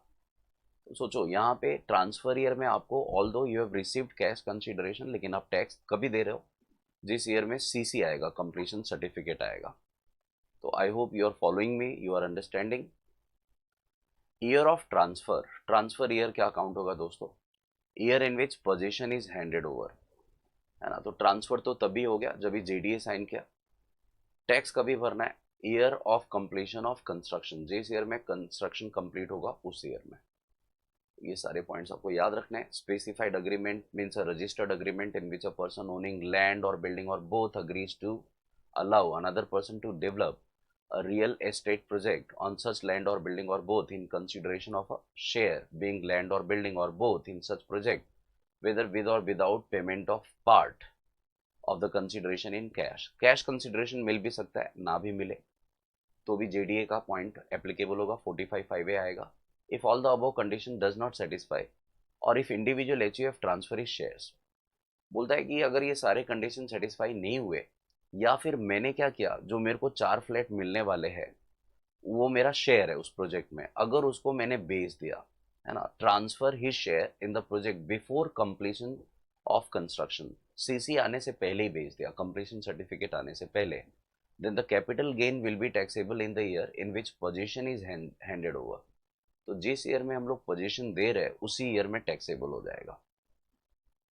मतलब फॉर एग्जांपल समझो अभी बिल्डर मुझे फ्लैट बना के दे रहा है, कभी 22-23 में सीसी आ रहा है तभी दे रहा है, लेकिन 4 फ्लैट मेरे को देने वाला है। अब इसमें से मैंने क्या किया, एक फ्लैट भी अगर बेचा, कभी बेचा, बिफोर 22-23 सीसी आने से पहले, तो गवर्नमेंट बोलता है बेटा तूने जो जेडीए साइन किया था बिल्डर के साथ वो पूरा का पूरा एंटायर अमाउंट टैक्सेबल हो जाएगा 18-19 में ही, जिस ईयर में जेडीए साइन किया, ठीक है। यहाँ पे ऐसा प्रोपोर्शनेट नहीं कि आपको एक फ्लैट आप एक बेच रहे हो तो एक का ही टैक्स दो, ऐसा नहीं है। ये टोटल अमाउंट के ऊपर टैक्स लगेगा, कौन से ईयर में, जिस ईयर में आपने जेडीए साइन किया, ठीक है। आई होप आपको ये पॉइंट समझ में आ रहा है, मैंने इसका एग्जाम्पल भी रखा हुआ है, बताता हूँ आपको, ठीक है। तो अभी यहाँ पे टैक्स कौन से अमाउंट पे पे करूँ, तो देखने का 18-19 में उसका स्टैम्प ड्यूटी वैल्यू कितना था, 18-19 में 50 लाख है तो पूरा 50 लाख पे टैक्स लगेगा, सर ये कैश कंसिडरेशन को भी ऐड करूं क्या? नहीं, कैश कंसिडरेशन बोलने का 50 लाख का पार्ट था। मतलब actually total amount is 50 lakh which already includes 10 lakh का कैश कंसिडरेशन। अगर मैं 18-19 में टैक्स दे रहा हूँ तो 18-19 में लैंड का क्या वैल्यू है? 50 लाख। इसका मतलब 50 लाख टोटल कंसिडरेशन है, यही एफ आ जाएगा। कॉस्ट प्राइस तो होगा ही, आपने खरीदा था, तो उसको कॉस्ट प्राइस को इंडेक्स करके माइनस कर देना। तो आई होप आपको ये पॉइंट समझा, है ना। और बाद में जब आपने एक फ्लैट बेचा, समझो एक फ्लैट आपने कभी बेचा 21-22 में ही बेच दिया, तो उस एक फ्लैट का अलग से कंप्यूटेशन कैलकुलेशन कर लेना, ठीक है। तो देख लेते हैं एग्जांपल्स। अच्छा, यहाँ पे कॉस्ट ऑफ एक्विजिशन लिखा 1497 में, ये क्या बोलता है? ये बोलता है समझो अगर आपको ये फ्लैट मिले, है ना, जैसे 4 फ्लैट मुझे मिला, 4 फ्लैट, और एक 20 लाख का है, तो टोटल कितना हो गया? 80 लैक्स। प्लस मेरे को कैश कंसिडरेशन मिला कितना? 10 लाख, तो ये 90 लैक्स हो गया। तो फ्यूचर में अगर ये चारों फ्लैट मेरे को समझो सीसी आने के बाद ही मिला, तो फ्यूचर में अगर कोई बोलता है कि भाई ये फ्लैट का कॉस्ट क्या पड़ा, तो मैं बोलूँगा 90 लैक्स पड़ा फॉर 4 फ्लैट्स, 4 फ्लैट का। तो 90 लैक्स को आपको डिवाइड करना है 4 से, तो पर फ्लैट का 22,50,000 कॉस्ट पकड़ लेना। और इसको अगर बाद में आप फ्यूचर में बेचते हो तो 22,50,000 को कॉस्ट समझ के इंडेक्स करना, ठीक है। तो एग्जाम्पल देख लेते हैं। Examples will, bring a lot of clarity. Question number 1. Mr. X purchased a residential plot on 1st Jan 98, 2001 के पहले 50 लाख में खरीदा था। Fair market value on 1st April 2001 was 65 lakh. तो मैं क्या करूँ, 50 या 65, whichever is high, 65 कॉस्ट ले लूंगा, 50 को ignore. Ultra builders enters into a development agreement with x on 1st May 20। First में 20 को अल्ट्रा बिल्डर के साथ हम लोगों ने जेडीए साइन किया on the following terms and condition. Mister X will hand over the position of the plot to ultra builders on 1st May 20। हम लोग 1st May 20 को अल्ट्रा बिल्डर्स को ये प्लॉट दे देंगे, ठीक है। Ultra builders will pay a cheque of 60 lakh. Ultra builders अपने को 60 लाख रुपए देगा, है ना, to mister X on 1st May 20। उसी दिन 60 लाख देगा। Ultra builders will construct 10 residential unit on the plot of land and will give 6 units to mister X. 6 unit मुझे दे देगा, टोटल 10 बनाएगा, उसमें से 6 मुझे मिलेगा, तो ये मेरा शेयर है in the entire project. The 10 unit shall be completed by 30 June 22। Current year में कंप्लीट होगा, है ना, and on that date 6 unit will be handed over, और मेरा जो शेयर है 6 यूनिट का वो मुझे मिल जाएगा।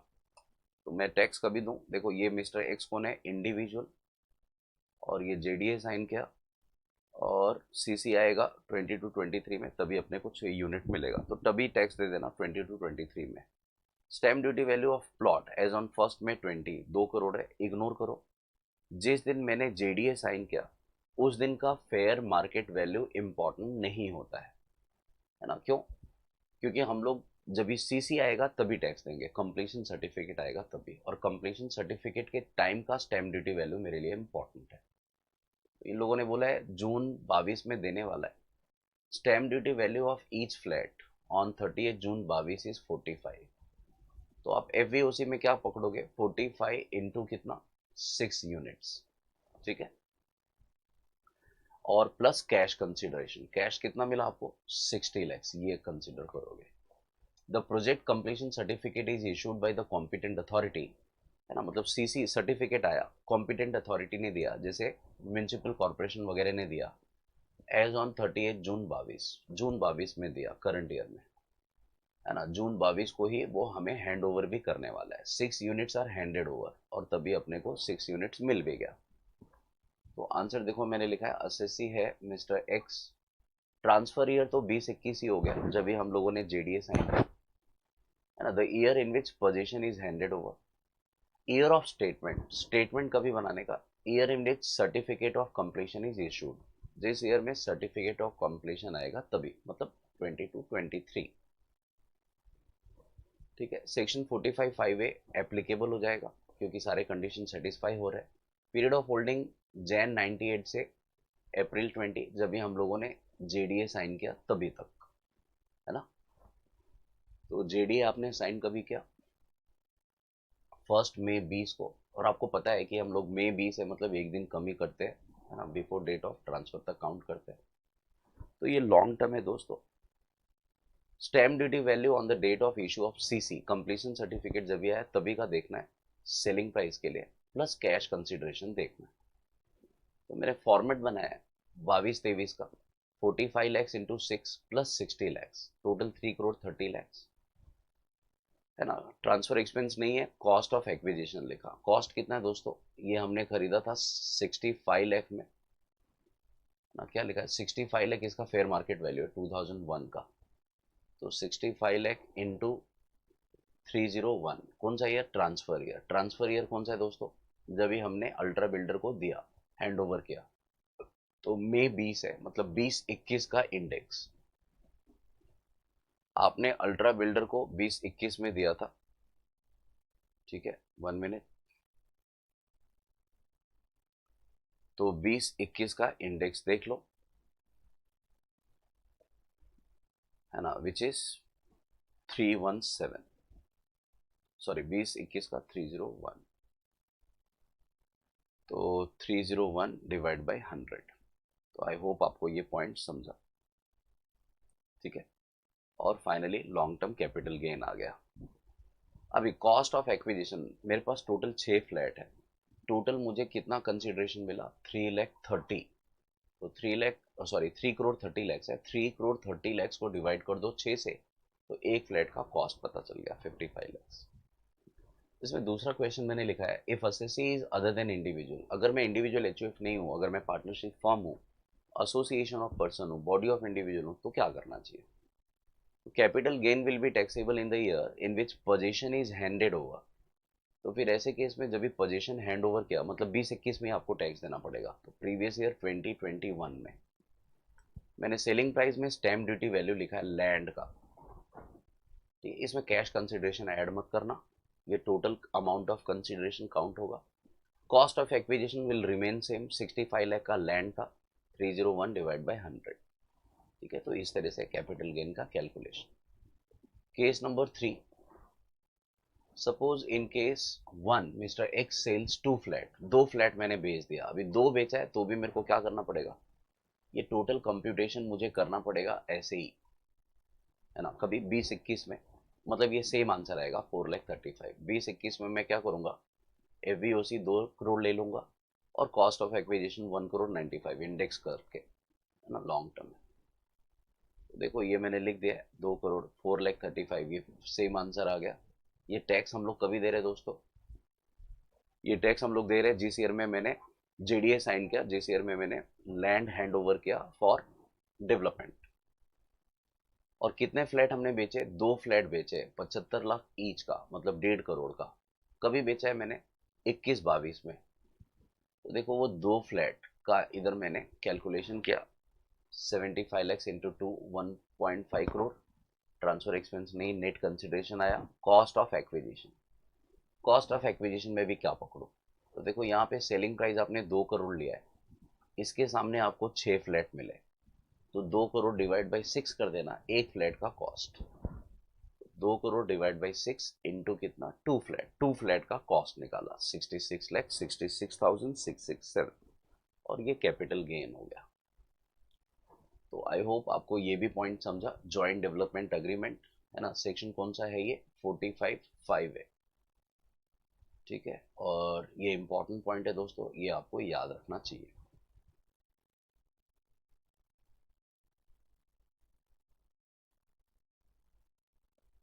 ठीक है।